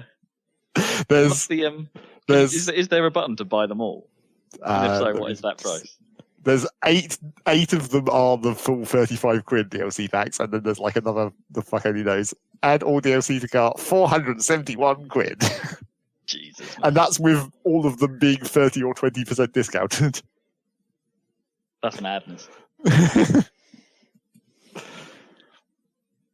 This way madness lies. Also, this way Sims 5 doesn't exist. Yeah. Even though, right, I got there was a graphic in the background of when the lady was talking about Sims. Yeah. And there's a way that the light was shimmering off the green diamond that sort of made the shape of a 5. And I was like, oh, this is it. This is the Sims 5 announcement. That would be ridiculous. Well, I did also notice that when that woman was talking, she's still labelled as Maxis. It's like, what? Yeah, no, the studio's still called Maxis, though. Isn't it? Yeah. I mean, I guess. I didn't think they kept the name, though, when they folded it in. Well, they shuttered the Sim City part, didn't they? But well, sure. I guess the Sims part of Maxis is still alive. But I didn't think they'd kept that company at all. I thought they just internalized it fully. Yeah. Well, EA names all their studios now, aren't they? Sure, I guess. They're not just, this is an EA studio working on this. I suppose this is the point where I noticed as well, it's like, oh, hey, the background for this thing is the old EA Electronic Arts logo, right? The square, circle, triangle. Yeah, I guess. guess. Oh, that's kind of cool. Oh, that's nice. Not with the right colours, though. It was just all red. Not the right colours, no. Everything was just pink. A little nod to say Command & Conquer Remastered is now out, was there, which is the same trailer they have on Steam. So, great. Thanks for that. Then we had Crazy Guy of A Way Out and Brothers: A Tale of Two Sons fame, famous for swearing at the Oscars, or at the Oscars, not at the Oscars. For his game It Takes Two, which we didn't really get to see any gameplay of. It seems like that's quite an early project, although he says it's like 2021. But it also seems to be like, the thing that they do with two players. Well, except Brothers was one player, right? But, well, technically, yeah, I guess. Yeah. But yeah, they're making a co-op experience of some kind about a kid trying to get his separated parents back together, maybe? But in Fantasyland? But, EA have done what EA does and have tried to, corporatize him, where it's just like, he's known for being crazy and swearing and all this shit, but now we're just going to exploit that to the maximum and keep making him do it. Yeah. This is his character. It's quite forced now. Yeah. I don't know, the game might still be good. Sure. I still might quite like to play A Way Out at some point. Another EA original, Lost in Random. I'm just going to ask this question once. Is the singular version of dice die or dice? I mean, it's probably both at this point. Yeah, because I talk about singular dice quite a lot, and a bit in my head was just going, I don't know if that's right. What?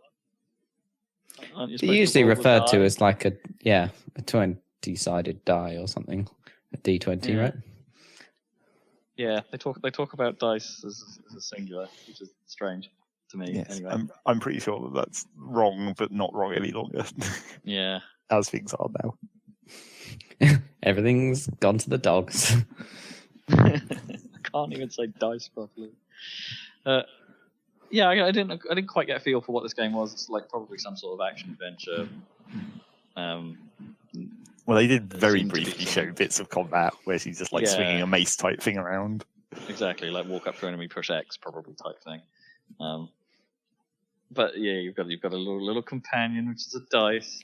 And the game is about embracing random in some way, because it's even though the town is the world is called random, it's being controlled in an attempt to get rid of the bad stuff that random can bring, but it seems like this whole world is actually just bad as a result.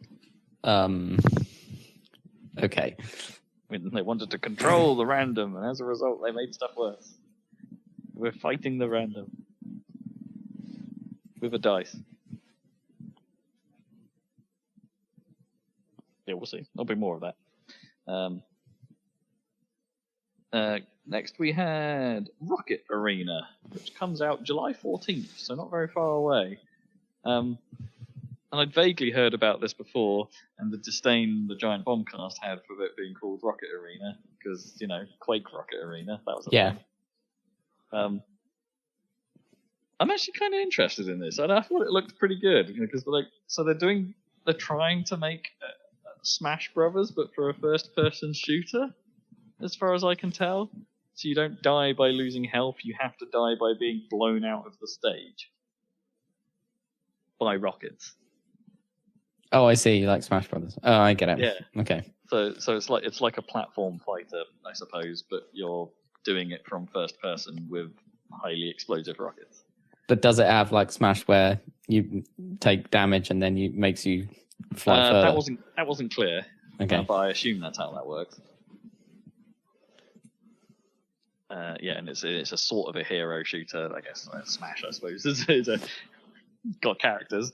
So the characters can move and do slightly different things. But the end result is fling your opponent out of the arena.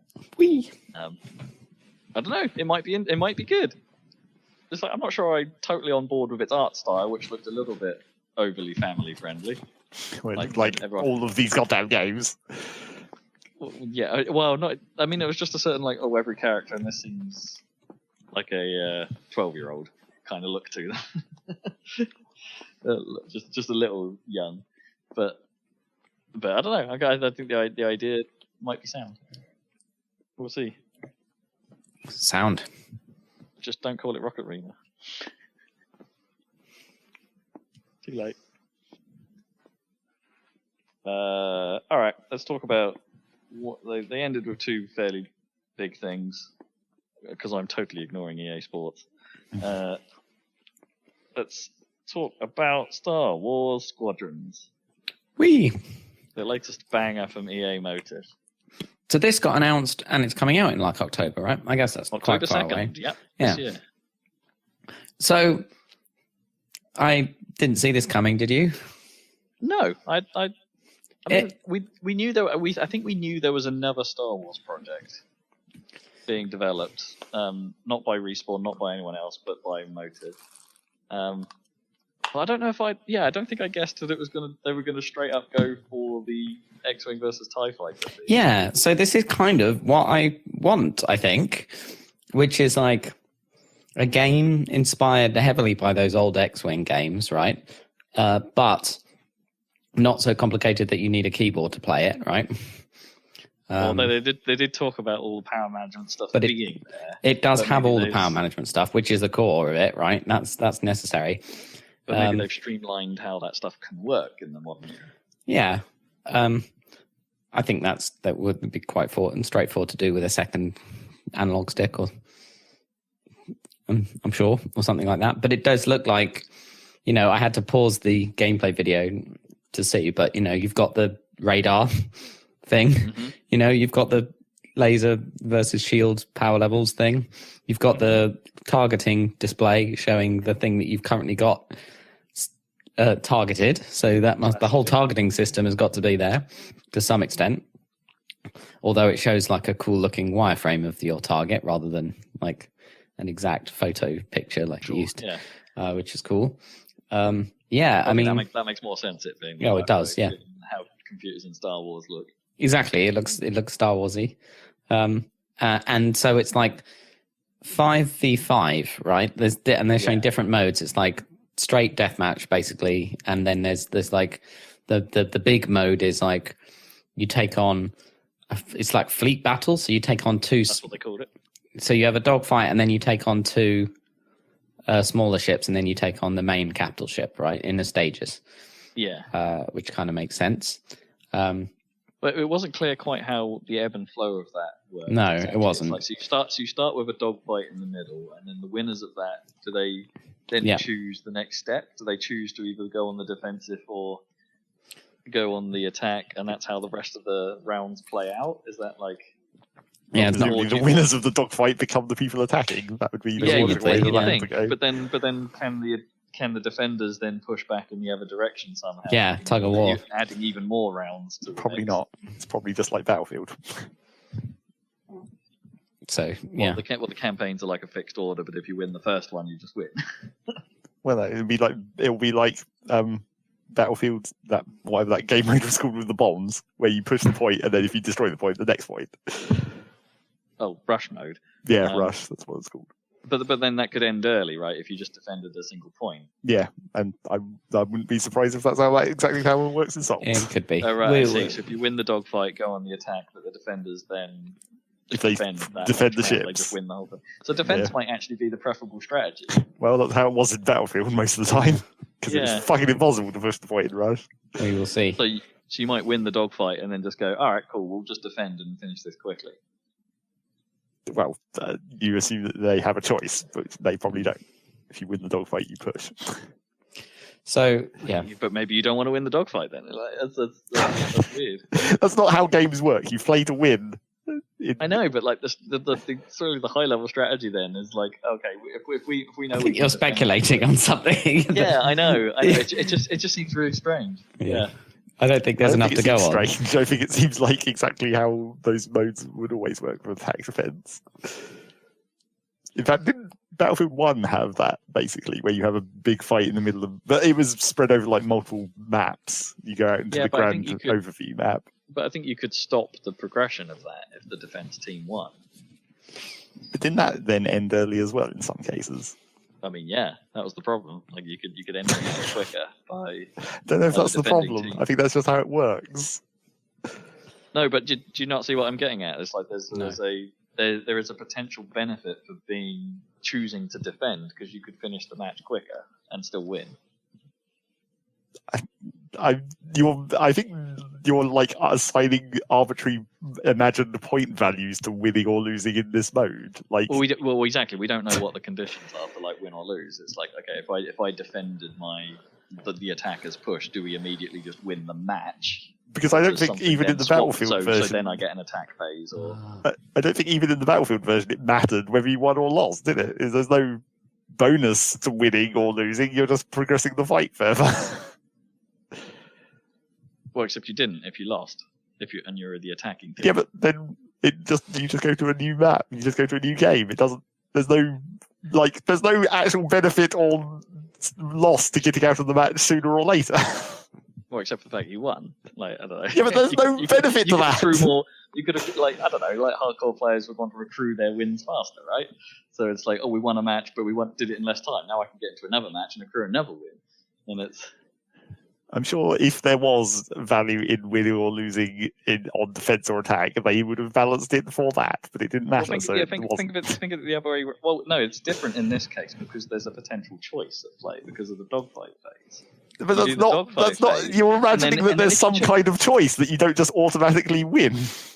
But the choice is like if you're good enough, you could choose to throw the dogfight. Because then you only have to defend for one round and then you win. Whereas if you're the attacking team, you've got to win the capital ship phase and then the cruiser phase, and then you've still got to do the capital ship phase, which is 2 rounds you've then got to win. You're creating far too much of a meta strategy here that just doesn't. There's no reason to even think about. It's just fight the game.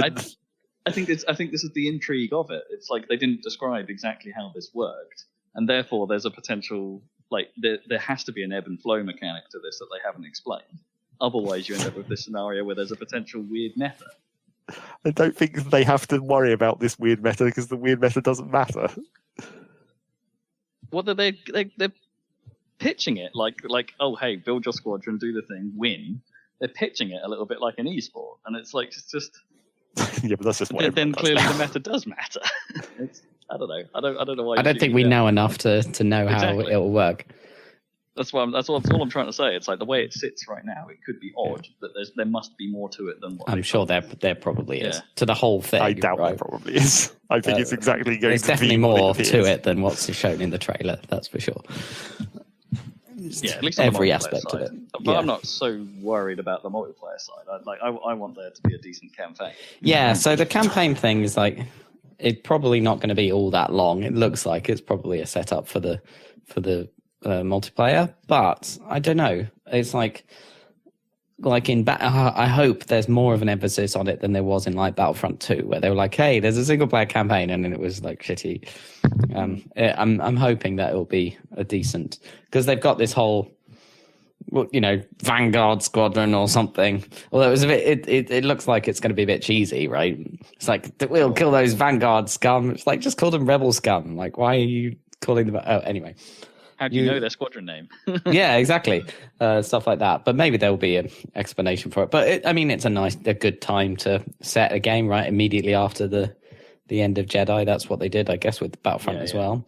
And I like how they simplified, like there's just like 4 classes. There's interceptors, fighters, bombers, and support craft, which is quite straightforward. And they're all cool, right? A-wings, X-wings, Y-wings, and what's the new one from Rogue? No, what's the new one from Rogue One? Right, that's what they've done. What's it called? T-wing? No. What is that thing? U-wing. Cool. The U-wing. Yeah. Sorry. I mean, they should have somehow managed to jam a B-wing into that role, even though that wouldn't make sense. No, that would be B-wing's technically a bomber, I suppose. Yeah, it's more of a bomber, isn't it? Yeah. Maybe in the future you'll unlock more than just the Y-wing for the bomber, and then it's fairly clear on the TIE side. I can't remember what the TIE support vehicle was, but it looked pretty cool. They had the TIEs, the interceptors, the bombers. Yeah, you're right. I can't remember what the full. Yeah. But they all look nice. I'm a little bit concerned about their dedication to the cockpit view, though. Like, because the one in the interceptor looks is quite bonkers, right? Because there's this huge window, but then there's also a huge amount of control panel right in the middle of it. Yeah, but you need all that shit, right? Yeah, I know, but it's like it's huge and right in the middle. Like the amount of space like you have between that console and the reticle is tiny. Yeah, but that might be perfect for playing it, right? You probably do need. Well, maybe. You're probably looking at the instruments. No, that's true. Yeah, I mean, obviously, the real way around that is to play the whole thing in VR, which you apparently can, right, including PSVR. Yeah, which is awesome and makes total sense. And like, but I'm sure it'll be good with a screen, even if half of it's taken up with the instruments. That's pretty much what you. Yeah, and it looks great, right? I think in the gameplay. They've proven in the past they can make it great. They can make it great. I feel like they've turned up the particle effects too much, though. It is a bit over the top, like and the trails like from the starships, they look kind of cool, but like it like every TIE fighter has like 4 trails from each corner or whatever. But you know. Yeah, well, we'll have to see how that turns out in game because they might have pumped it up a bit for the trailer, I suppose. But I'm sort of cautiously excited about this out of the blue. Was not expecting it. But then they showed you unlocked loadout parts, and everyone thought to Battlefront 2. Yeah, but they specifically there was some interesting phrasing in the. You can earn it just by playing, so it's not like everything's behind the paywall. They were like just by playing. Everything in Battlefront 2 just by playing. Exactly. Yeah, that's the problem. It's like Battlefront 2, you could earn anything, but like at first, it would take hundreds of hours to unlock a single thing. Yeah. And so it's like, how does that play out? You know, there's going to be some microtransactions. I mean, everyone knows that's stupid, right? But they get a big backlash when they do that. So hopefully they'll. I mean, supposedly they said that there wouldn't be any microtransactions at all, and it was only going to cost £40. But you know, that's who knows whether that's true or going to remain true. I like that they use the phrase. Full, doesn't it? It's only £40. Yeah. When they were talking about the campaign in the trailer, the lady uses the phrase "balance of power," which I thought was quite cool because that was like the expansion pack for X-Wing versus TIE Fighter that had a good story in it. Yeah, I was like, I wonder why you chose those words. Obviously, they are fans of those old games. Yeah, that was a nice surprise. Anyway, can't say I expected it. I think it sits better than if they had just said, "Oh, by the way, Battlefront 3." And now we've got space battles. If they had just done that, well, they already had space battles in Battlefront 2, which is obviously what this is based off. Well, yeah, but it's clearly a very different game and much more akin to the X-Wing or something. I'm hoping it will be more like the meet in the middle with like X-Wing type gameplay, but more kind of Rogue Squadron-y handling or something, right? Because it's not a full simulation or anything with a constant droning starship engine noise. I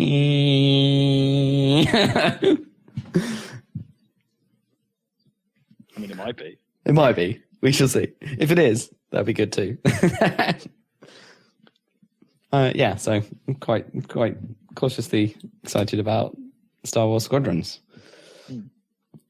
Dun, dun, dun, dun, dun, dun, dun, dun. It's always a bit weird how like modern Star Wars is like ultra racially diverse in every aspect. So it's not just the rebels that are like where they're like Mexican and Asians and black people and all that stuff, but also like all the Imperials as well, which you never saw in the original movies because they were all like white English space Nazis, right? Yeah. And it's like you could do that. They're supposed to be evil, right? I mean, if you wanted, you could make all the Imperials like these, you know. But I suppose that's too much for Star Wars to make a comment on anything like that. But then no one would want to play as them. Oh no. It's the classic Nazi problem. Except that's not actually a problem at all. No one wants to play as the Nazis. Well, yeah, because that's been coming up more and more recently. Yeah, that's fair enough. Quite a few commentaries on it's like the game should stop making me play as the Nazis. I mean, it was weird because I remember one of the first time, well, not the first time. One of the times I remember that coming up, it wasn't even the Nazis. It was like the GLA or whatever in Command and Conquer, where it's like you're playing as terrorists, and somehow that was worse than playing as Nazis in all these other World War II games we'd had. Fictional terrorists. I suppose you're still playing as terrorists. Like, what about did the terrorists in Counter-Strike count then? I mean, I guess. They're pretty generic, aren't they, in Counter-Strike? Yeah. Well, are they though? Because there definitely are like bombs. designs of those terrorists that are like kind of referencing specific, terrorist group stylings. Yeah, I guess so. And they have accents. What can I say? I think, I don't think people particularly care. I think if we're going to rank this in order of like factions you don't want to play as, it's probably Nazis, terrorists, Imperials. They're probably quite low down the ranking. I mean, that's why people love TIE Fighter. Everyone always wanted to play the Imperials, right, in Star Wars. Fly the TIE Fighters, so it's good. It's good that you can do that in an inclusive way now. Be evil in an inclusive way and diverse way. Were there many of the... There weren't many of the, like, I don't know, quote-unquote alien races, were there, in the Imperial Army? So maybe it limits you there.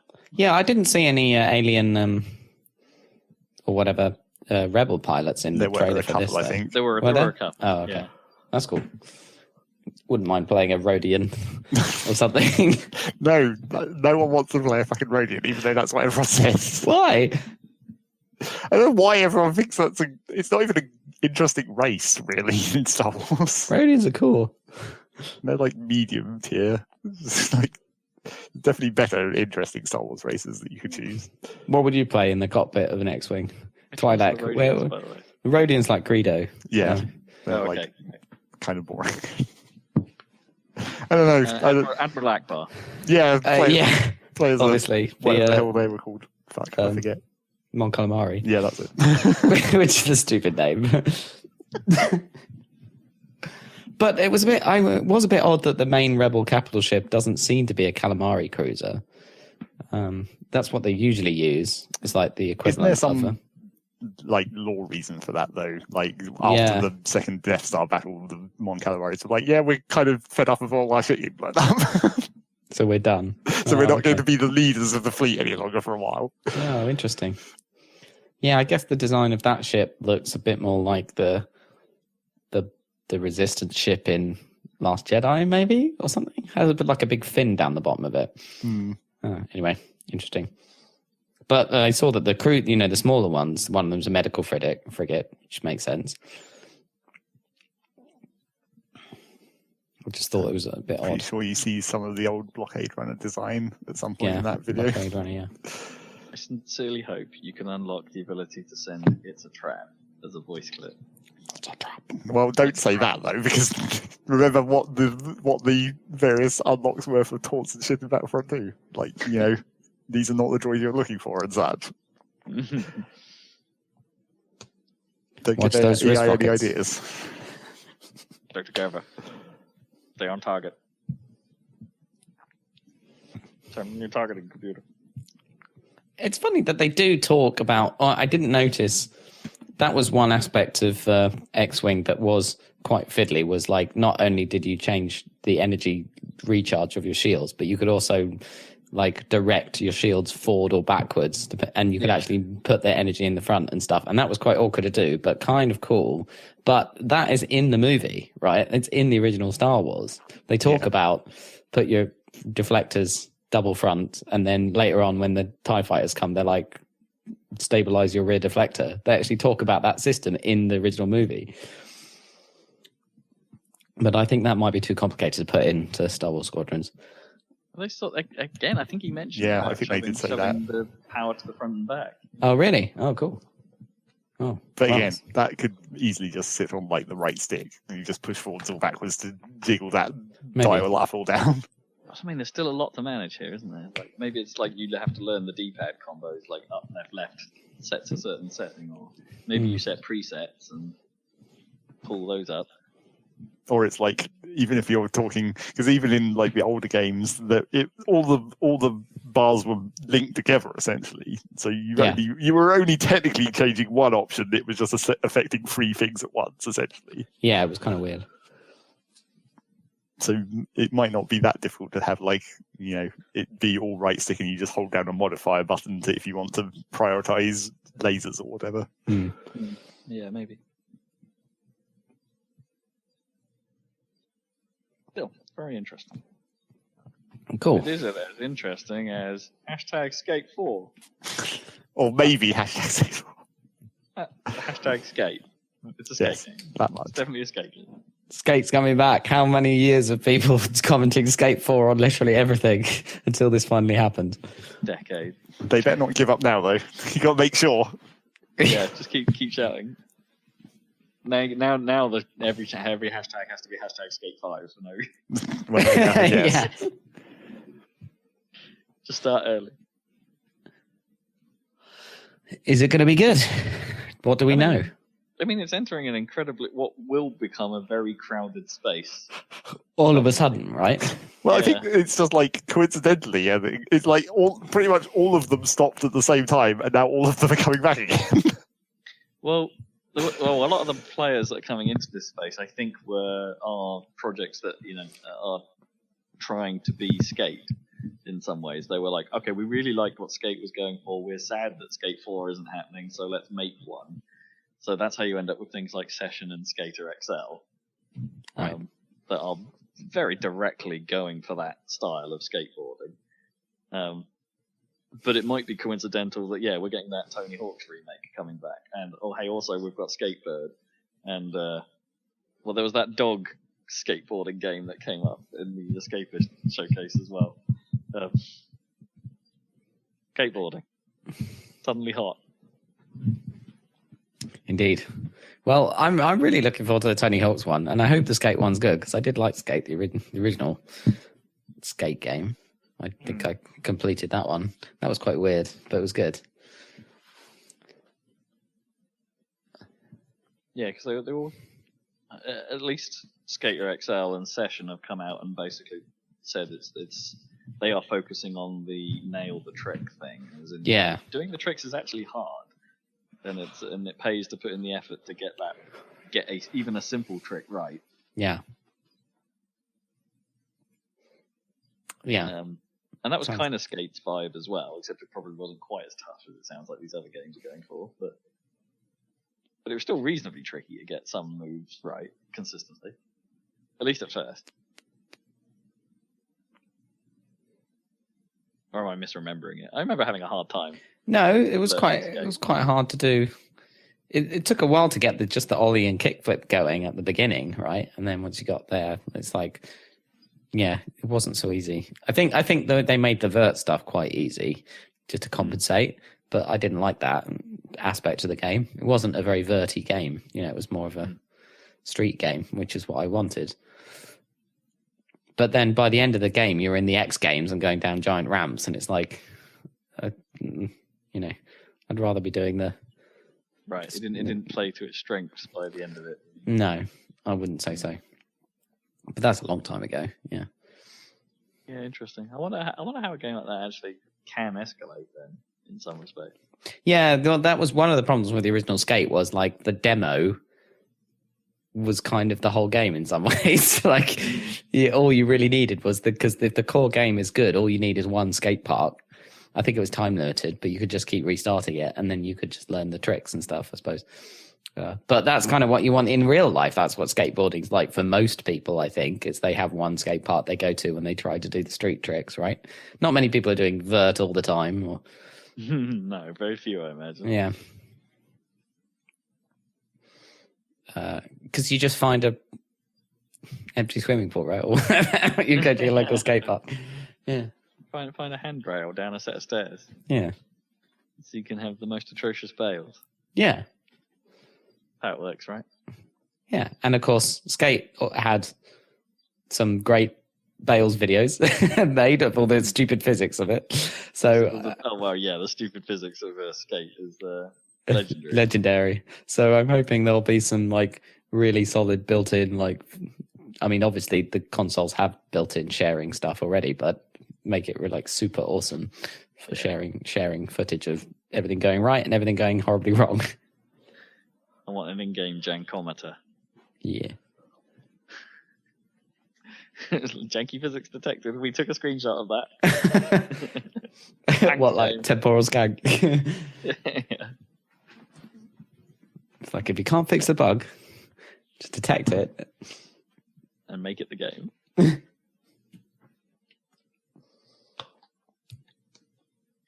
Genius. And that was EA, basically. EA games. Quite boring. In the sports. It's in the sport. Even the sport bit was like super uninteresting compared to most of the previous sport bits. I mean, it was even more uninteresting than usual. Like they didn't really expand on what they did previously at the XSX event, where they just sort of said, "Hey, we're doing FIFA and Madden," and showed us like basically nothing. And then, the way they showed did it again. The way they showed them, it like almost made it look like it was just one game. Now they're just going to put both footballs in one game. Yeah, they did just say football. That was they didn't refer to the sport at any time. They just sort of said football. They showed both of them.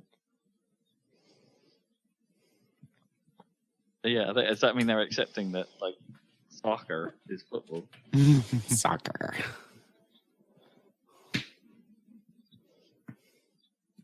Yeah. That was all they really had to say. It wasn't huge. They had a couple of moments where they were like, "Oh, by the way, everyone likes how Criterion games feel," and then didn't announce anything, just that they're doing something. No, like when they did that thing again where they was like, "Look at this car." It's like, Criterion, stop doing that. You need to actually tell us about a game you're making. I mean, it had the disadvantage that it was a Porsche GT3 they showed, so it's like, oh, does that mean you're not making a Burnout right now? Can't break a Porsche as well as you can a fake car. Not allowed. Yeah, there was some other studio. Oh, yeah, not Obsidian. BioWare, didn't they? They showed some weird landscape shots. Yeah. They're like, hey, we're doing some next-gen stuff as well. And it's like, what is so that? You might as well ignore that section considering what happened the last time they did Dragon that. Age? Or something? Oh, yeah. Yeah, it's probably Dragon Age, right? Those things. Yet they were willing to say skate. With no gameplay or no footage of anything. I mean, I guess they probably did say Dragon Age with no footage of anything like 3 or 4 years ago. I guess. So we're up to date on the shows so far, I think. We've got the New Game Plus event in a couple days' time, which is, as it turns out, it's not a Sega run thing.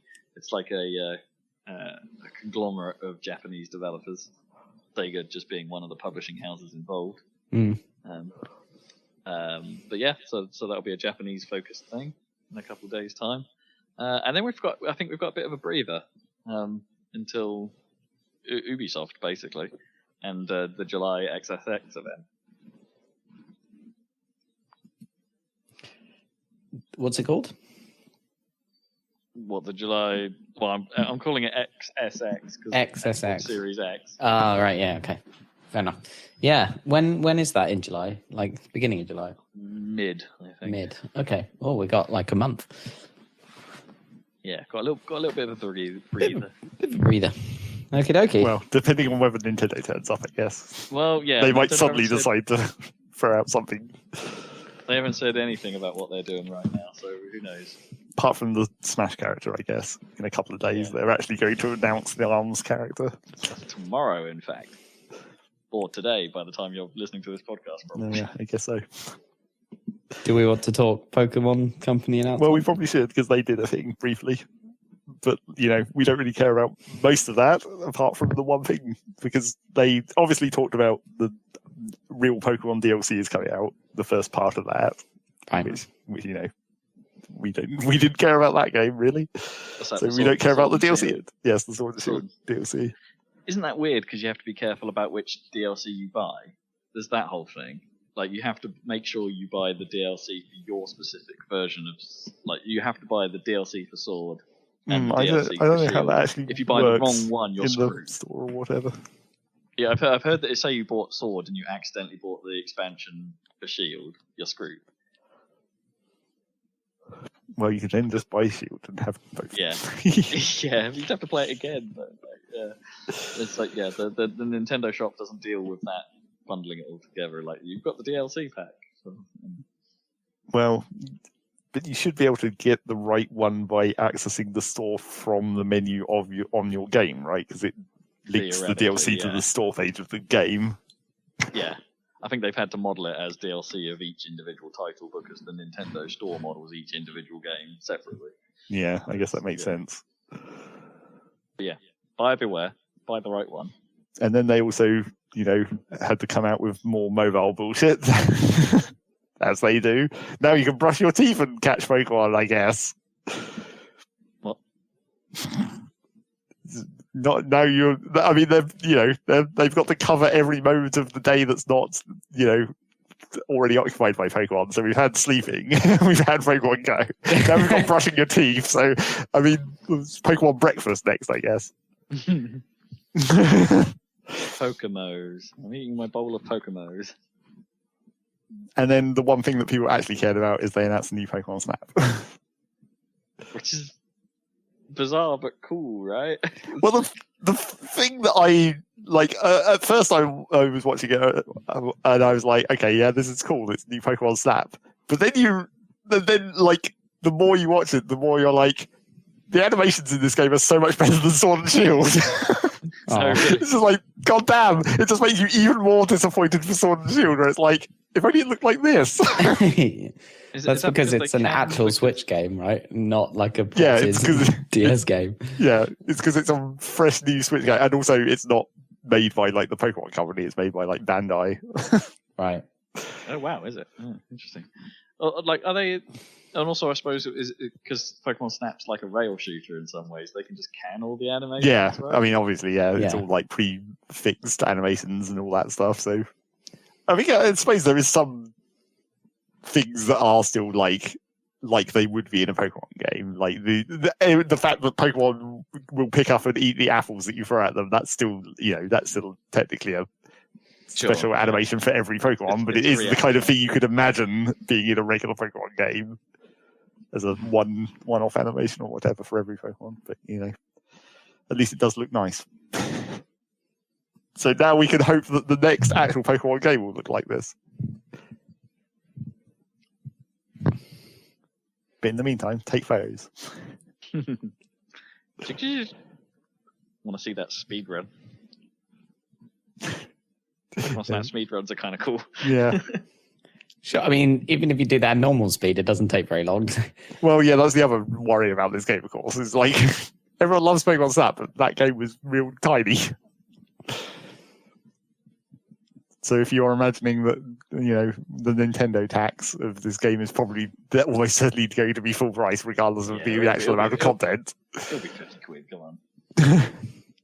Then you have to worry about the actual amount of content. Mm.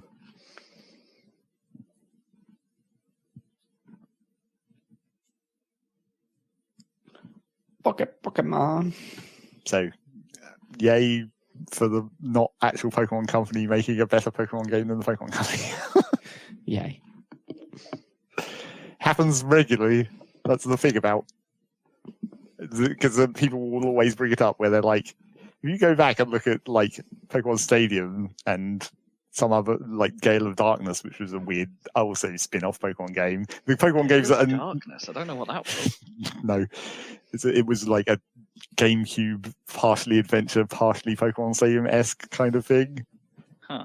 But like, it was not made by the Pokemon company, and those games like Stadium and Gale of Darkness are the ones which have way better animation than the actual Pokemon games of the time.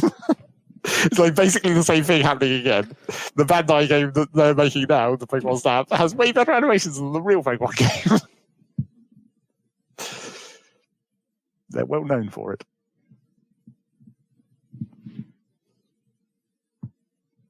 Be disappointed and yet excited. Do we know what Dex Pokemon Snap will have? Well, no, but it will be a much cut down. Obviously, it won't be because they only have so much space in these levels to fit a certain number of Pokemon themed to the environment. Mm. Yes, they've got much less work to do. Yes, that's true. Animation is better.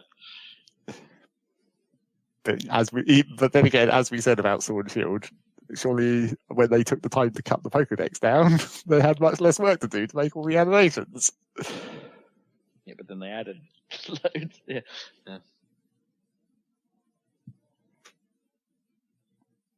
So that's Pokemon, I guess. Yeah. Surprise. Is that it for news as well? We got more? No, little bits of news. Well, I suppose actually, I've got a tiny bit more news. Just the fact that Dirt 5 has a story mode. Maybe not news. Maybe someone said that at some point we just weren't paying attention. Well, maybe, yeah. But it's got Troy Baker and Nolan North in it. I have heard about the voice acting. Seriously? Yeah. That's dumb. It's pretty dumb. And also Taiwan, the supermarket or something. Anyway, some place in Taiwan has listed that there's a new Crash Bandicoot game called It's About Time. So leaked reveal. Again, somewhat unsurprising because I think that those two Bandicoot remakes they've done recently, like the Bandicoot collection of the first three, and the Crash Nitro Racing. Yeah, they've both done pretty well. Yeah, and the Spyro one as well. Yeah. Oh yeah, the Spyro ones as well. I hear that Crash Nitro Racing is actually pretty decent. Crash Team Racing. There we go. That's it. We'll get there eventually. Crash Team Racing Nitro Fueled or something. Yes, something like that.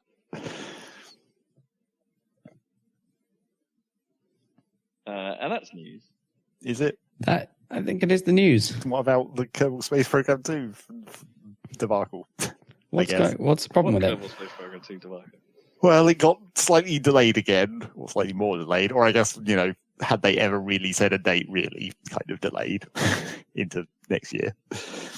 But what actually happened was, so as we'd previously mentioned, the new developers called Star Theory that were actually Uber, and we were already worried about that or whatever, or I was. Or some of the Kerbal community were. But what happened was supposedly sort of around December-y time, Take-Two were trying to renegotiate contracts with Star Theory about Kerbal, apparently. And the way it's theorized to go, which may be reading too much into it or whatever, is that basically Take-Two didn't like how the negotiations were going, so they were like, well, fuck your studio, we're just going to buy up all your developers and take the development into our internal studio, essentially. A new internal studio that's just made of all the same developers that we poached off your studio. Oh, blimey. That's pretty harsh. So basically Star Theory is done. That's it. They've closed that down, and now Kerbal Space Program 2 is being made by a new studio called, hilariously, Intercept. That's pretty on the nose. Yeah. So that's... Wow, I wonder what happened. Did they just not like how the studio was run, maybe, and were just like, well... Well, that was the thing, because initially I was like, well, that seems real bad, but then I was like, hang on a minute, this is Uber, and they already had ridiculous problems with their management structure before, so maybe it's not that surprising after all. Well, yeah, maybe this is a good thing for the fate of the game. Yeah, maybe it's actually better this way. It's still it still feels quite harsh and a bit shady. Yeah, it definitely does. Shady backdoor deals. Because supposedly, for what the developers had sort of said about this, as much as they can say about it, is that what actually happened from their perspective was they all suddenly got a LinkedIn email from Take-Two that was just like, you need to come and work for us now. Trust us, you do. Yeah, it was just like, that's kind of an abrupt way to discover that your company's about to get fucked. It's like the mafia or something. Yeah. You guys work for us now. Or, any corporate takeover ever. Yeah, I guess. I guess that's probably all of the news now. I guess we're done. All right. News. It's time for a brief section of what you've been playing at the end of this podcast. Try and cram that in here before I have to go and have food. This Cool. still ran longer than I was expecting. I should get better at expecting, I suppose. Apparently. Rob's time management needs work. What to expect when you're expecting. Right. That was a hell of a lot faster than we normally do it as well. But... Yeah, I think the cutting worked well. Right, Zeg, what you been playing? Well, I've been playing Satisfactory, I guess. That's the important thing. And I don't know if there's that much to say about it, especially because it's from the alpha, it is still as good as that was, but there's more in it now. It's like content. And I'm still surprised of how well it runs on my computer, even as I've started building significantly larger bases. Although it was kind of annoying where I was just like, okay, I'm going to go into the graphics menu and I'm going to do the thing that I very rarely actually do and be like, toggle each individual option and then reload and then see how much difference it makes. And from that, I discovered that literally, as has been the case in most modern games recently, really, the only option that makes any difference at all is shadows. Right. But the trouble is you can't turn it any further down the medium or it just instantly looks like ass. There's the difference between medium and low is just might as well be off, essentially. Right. Is there an off? There is an off, I think. There is one step further down than low. But low essentially turns it into only drop shadows, essentially. Medium is where you get the actual directional light sources, which is why it immediately looks like ass as soon as you turn it down. Because the directional light source is kind of important when you're walking around in the open space and there's a giant sun shining down on you. And it suffers from the traditional problems of that, where it's the old, you can see the tick update of the shadows gradually moving. Right, because they're not fully real time. Yeah, because they're not smoothed. It's all step. Weirdly, you can actually see the sun moving in a ticking kind of way as well. So it's not just the shadows are doing that. It's actually the literal light source. You can see it doing it. So yeah. Weird. Is that something that gets smoothed out on higher settings? Or is that I don't know, because I haven't been able to. Because you can't turn it on high. I mean, I probably could. It would probably run at 15 frames a second at that point, but I could try it and see, I guess. But I am still kind of surprised at how well it runs with just the stuff, all this shit on conveyor belts going around, and when I'm building a huge factory out of individual wall panels or whatever, no matter how many of those there are, it doesn't seem to make virtually any difference to the frame rate. So I guess it's reasonably well optimized on that front. There must be some pretty decent culling or whatever going on. Yeah. But yeah, it's still satisfactory trundling stuff around on belts.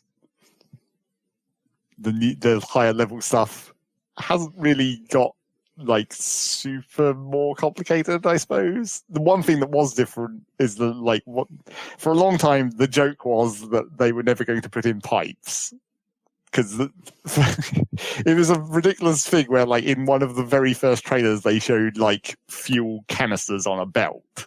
Right. And so everyone was like, oh, but what about pipes? And then that just became an incredibly long running joke in every YouTube video. It's but where's the pipes?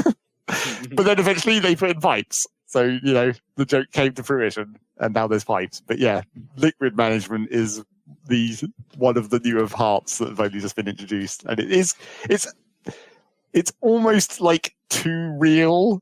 Because to get into chemical engineering liquid head matters. A pump can only pump a liquid at so much vertically, and then you have to have another pump to repressurize it and all that stuff. The gravity matters.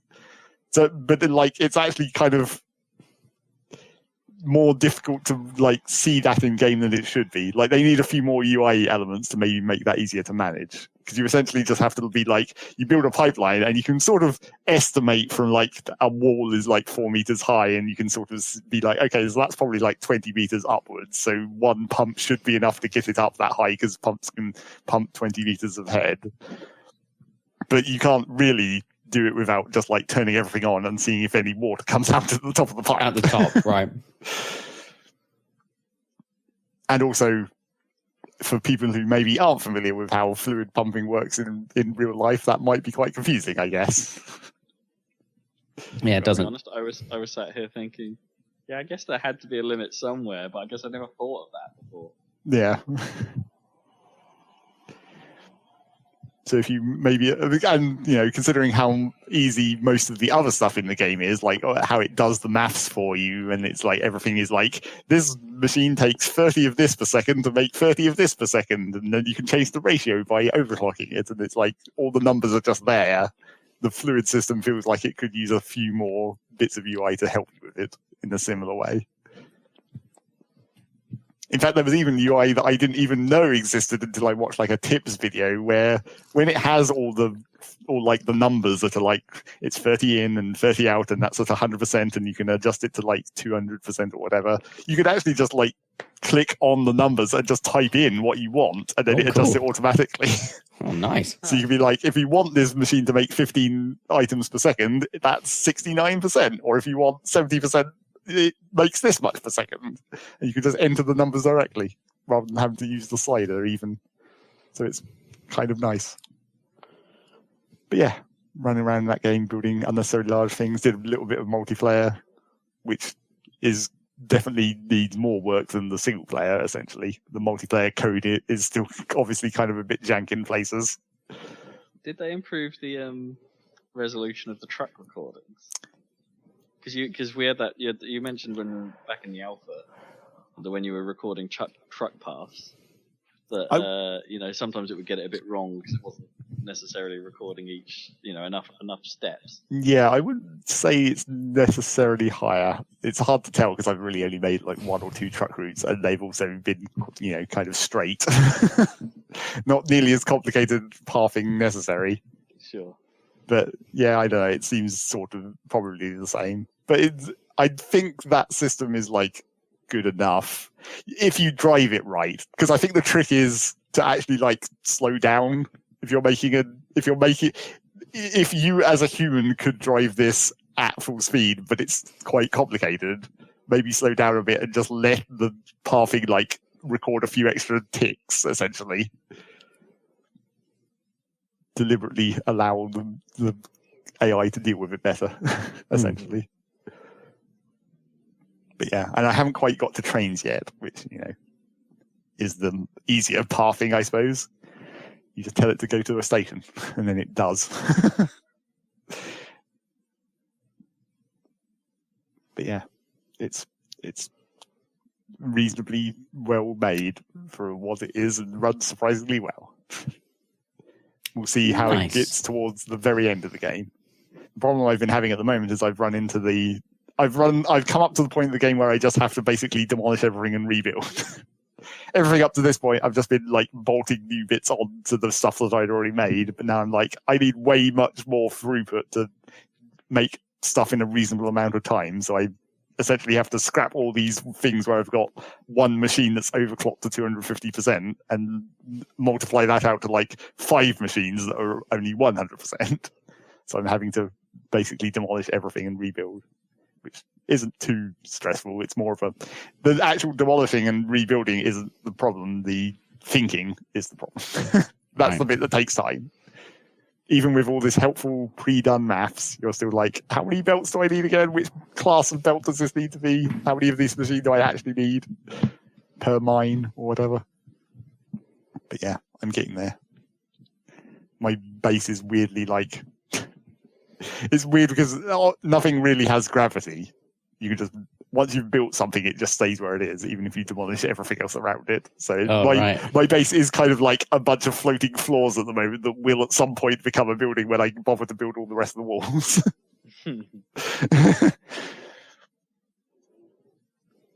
But it might look kind of nice when it's done, maybe. When you say there's an end of the game, is that like, so if they put like full beginning to end in this, because it's still early access, right? Yeah, it is still early access. I don't think this is the actual ending. It's weird because it's separated into like technology tiers, although weirdly, like when you actually progress up the tree, move up like 2 at a time. So you start in like 0, and then you have 1 and 2, and then you have 3 and 4, and then you have 5 and 6. And then the one I haven't got to yet is 7, and it's 7 by itself. And for a long time, they've been saying that 7 was going to be the last one. But there's been more talk lately that seems to imply that maybe not. Maybe they might actually get past 7. But I don't even know what's in 7. I think I've heard there's like nuclear power, and that's really the only thing I know about Tier 7. So I don't know what else is in there to do. What final products you might need to make. But presumably you still ship them up the space elevator in the same way you've done to unlock all the other tiers. But then presumably there isn't like a story ending or anything, even if you do make the last shipment. You reckon it just puts a little message on screen saying, well done. Yeah, probably. Chivo Pop. And there is a weird system of like a resource sink where you can just dump materials into to earn points to unlock special building items, which is slightly weird because a lot of this building stuff used to be unlocked just in the regular tech tree, like all the variations of walls and that kind of thing. Now you have to dump stuff into this resource sink, but then like a resource sink is what you want, of course, if you're going to play this game in like the real long term. You want somewhere to dump all your, as you increase your production, you can dump stuff faster into the research sink, but then you've kind of already researched everything in the resource sink, except for the stupid stuff like statues, where it's just like, this statue costs 1,000 points, so that's going to take forever for you, of you dumping stuff into the research sink. So I guess that's sort of the, long-term goal, except that's not really a goal. Unlocking a fancy statue is not something that's going to entice you to make that much effort. Well, maybe some people. And that's satisfactory. Fancy statue that makes gold. Yeah, but then what do you need the gold for? Yeah. And things I haven't been playing yet, but I've literally just downloaded. There's a demo of Creeper World 4. The fourth one. Yeah. That one guy who makes those games has continued to make them, except now it's like he's actually made like it's in 3D. It's like an actual 3D real game, not just like pixel art any longer. Which may or may not work. From what I've seen of like his alpha footage or whatever, I'm not sure. I'm not sure. Like these giant like cliff high walls of goop look quite right in 3D. Like when it was in 2D, you didn't have to think about it very much. How like you had this giant vertical wall of goo that you were just like shooting into. But now when you actually see it in 3D, it's like, I'm not sure this concept works as well. But we'll see how the game plays, I guess.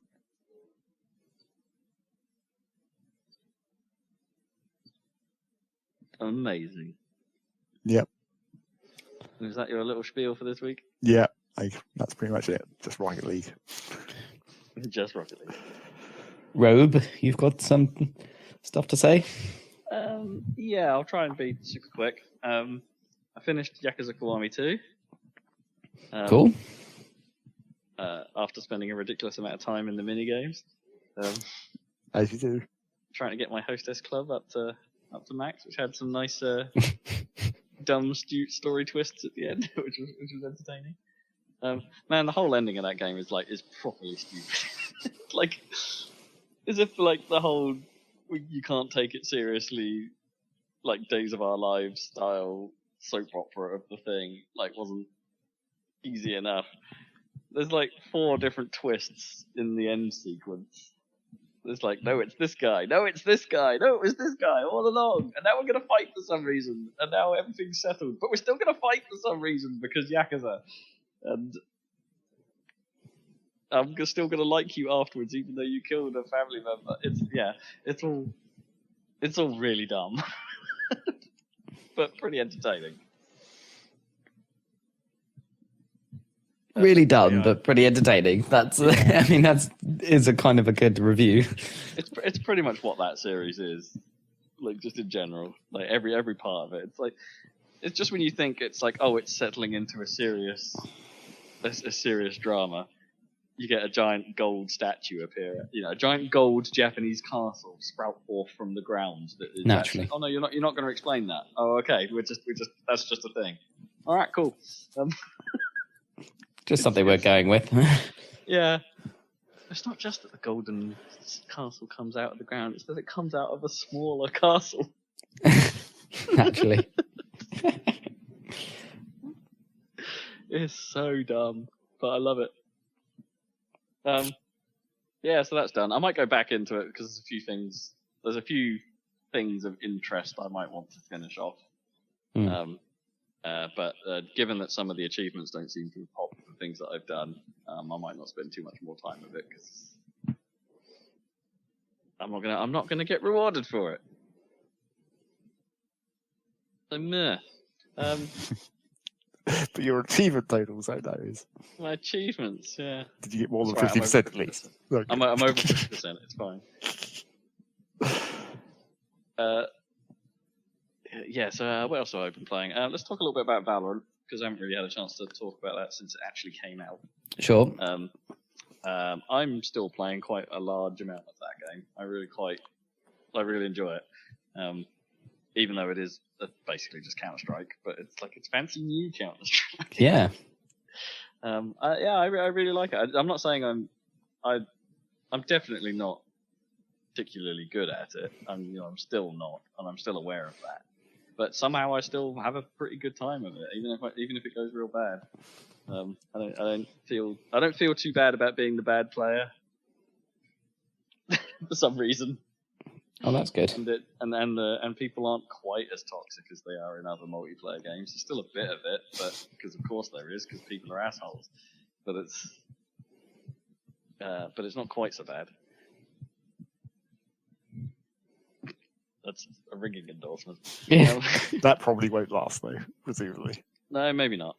But they've so of course now the game's come out, we know how the free to playness of this now works.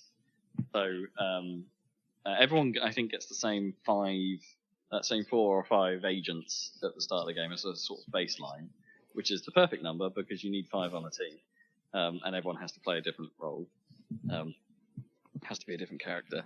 So that's nice. But you can earn 2 extra characters really quickly for free. Oh, cool. And you can then put time in to do contracts to get the other characters. Now, I haven't unlocked one quite this way yet. I'm working on one, and I'm nearly at the end of that tree. So yeah, if you put time in, you can get enough experience on a character contract. In theory, you can unlock the others without monies. I don't know how bad that gets. Like after that point, maybe if I've done one of these to enough tiers, then maybe the next one I do will be much harder, and it just slows down that way. I don't know, but I've nearly earned another one for my 3rd agent for free, which is nice. It has a battle pass for gun skins and such. If you're the sort of person that cares, that battle pass costs a tenner, which is reasonable. However, I think it takes a bit too long to get anywhere in it. Like, they have said it takes about 100 hours to do the battle pass in full, which is quite an ask. And also, you don't get like an XP boost for owning it, right? So you're not you're going through quicker, and it doesn't tell you really how the tiers require more experience as you go along. It's not like a flat number of each tier requires this amount of experience. No, each tier requires more experience than the last. Oh, okay. And it doesn't upfront tell you that. You can only really see it by going when you level up, and then you can then check to see how much experience it takes to complete the current level, or how much experience left you need to complete. And you notice that number's going up eventually. So your progress will slow down. So don't get hooked in. If you're the sort that wants to see how the battle pass play out, there's nothing stopping you from just doing it all for free and then buying the pass at the end of the time, which they haven't explicitly announced either, which is frustrating. That's dangerous. Yeah, it's like if you and also they're operating a system whereby the stuff in the battle passes will potentially return at a future date, so you will have another chance of earning some of this stuff, but it's going to be much, much harder to earn the next times it comes round. And they've explicitly said that's how they want it to be. It's kind of like, yeah, if you earn it now, this is the easy route. If you want it later, it's going to be much harder for you to do so. Right. So, I don't know. Swings and roundabouts and that stuff. None of this is essential. It's just all cosmetic stuff. Unless you want to buy characters. Aside from that, everything is just cosmetic, which is great. That's fine. It is a bit bonkers how much their bundle packs for weapon skins cost, though. Like, they're featured sets, which are basically not just skins, they're like full-on, well, I suppose they are skins in some respect.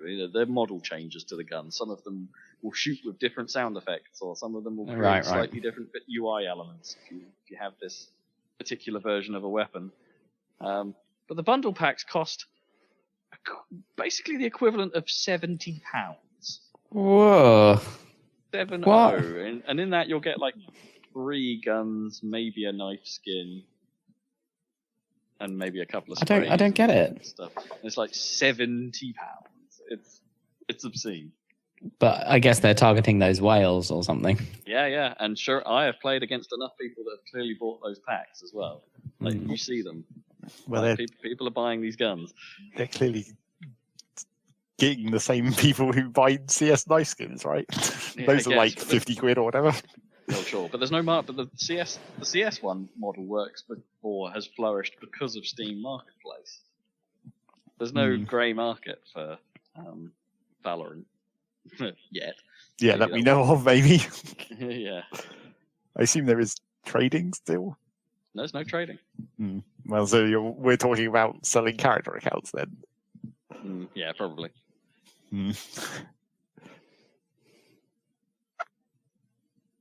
Yeah, so it's a little weird. I mean, it strikes me as a bit dumb. But then again, the Rocket League model of if you want to buy a specific thing is properly dumb as well. Yeah, that's way too expensive. But just not £70 expensive. No. Well, I mean, it is a pack though, right? Yeah. If you added up more than one thing in Rocket League, it could still be quite a lot. Yeah, I guess. Whale money is bonkers money, as it turns out. But hey, it seems to be working for them, so good on them, I guess. And like I said, it's all cosmetic, so it doesn't matter. I'm really hoping that you can get over whatever hurdle it is that's stopping you from playing this. Maybe hard disk space. But I really want to just get your take on it and see if you've caught on to it. Like, I know you didn't with Overwatch, and that's a shame. But I think when I play with Kippers, no offense, Kippers, but I might need an extra buffer zone to him sometimes. Someone a little more level. On the level. He is good at it, though. I'll give Kippers his credit. He is good at it. As much as he complains, he's pretty decent. Oh, I got 0 kills that round. He's top of the table. We're just on the losing team, but he's okay. but he's still top of our team by some margin, quite frequently.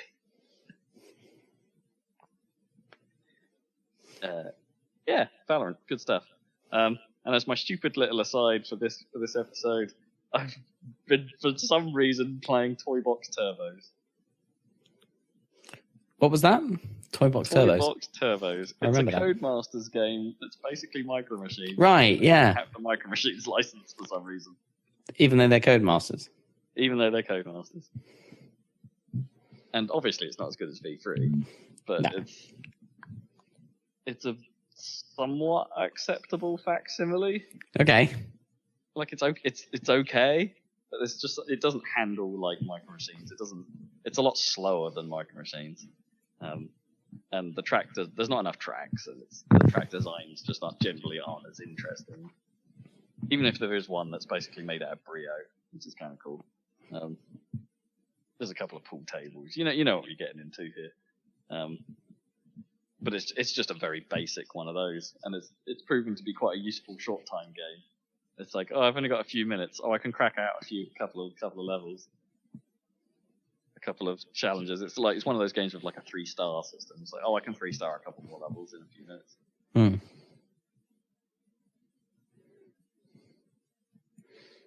So I don't know why. I don't really know why I'm playing that. I just noticed it. I think it was on my gold list fairly recently. And you were like, "Oh, okay, give this one a go." I'm intrigued. It's another one of those. Can it be better? Like, is it a good Micro Machines game? Of course not. But it's an acceptable one for now.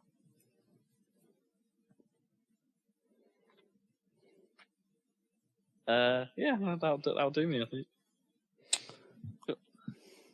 Keep it short. Short and sweet. Unlike this entire podcast, long and sweet. Long and sweet. Long and sweet. I don't think I've got anything much. Been playing a bit more Halo, bit of The Witness. I don't know. Ooh. Nothing really new. What are you up to in Halo? The regret. Okay. Yeah. Punching regret in the face, I suppose. Repeatedly. Yeah, buggers are buggers, especially on heroic difficulty. They're kind of annoying, but usually you can hide around the corner somewhere. Yeah, you want to just try and pick out a place where just one of them will fly into view periodically. Yeah. And then it's just sit there, wait for it. It will come eventually. Oh, there you go. Pot shots. Yeah. That's the easiest way. That seems to be the way. Yeah. Again, I still think it's they've made it look very nice, and the obviously not modern game quite, but if you switch back to the old graphics, Halo 2 had some problems. Yeah, as we discussed. But of course, it's the same environment, so I guess they're making the original design stuff sing a bit, which is nice. Yeah, which is cool. And again, maybe slightly overmixed dramatic music, but the music's so good, the Marty O'Donnell score, that doesn't really matter. I've heard, I might have to make a correction, because apparently some of the original music actually might still exist in it, but you just have to play it in in the old graphic style, and you'll get the old music mix, including some of the old tracks that they removed for the anniversary version. Oh, right, yeah, just by flicking back, yeah. It's quite weird when you flick back to the other graphics mode, and it flicks the audio as well, and it's like, this was quite washed out in places. Yeah, it's cool.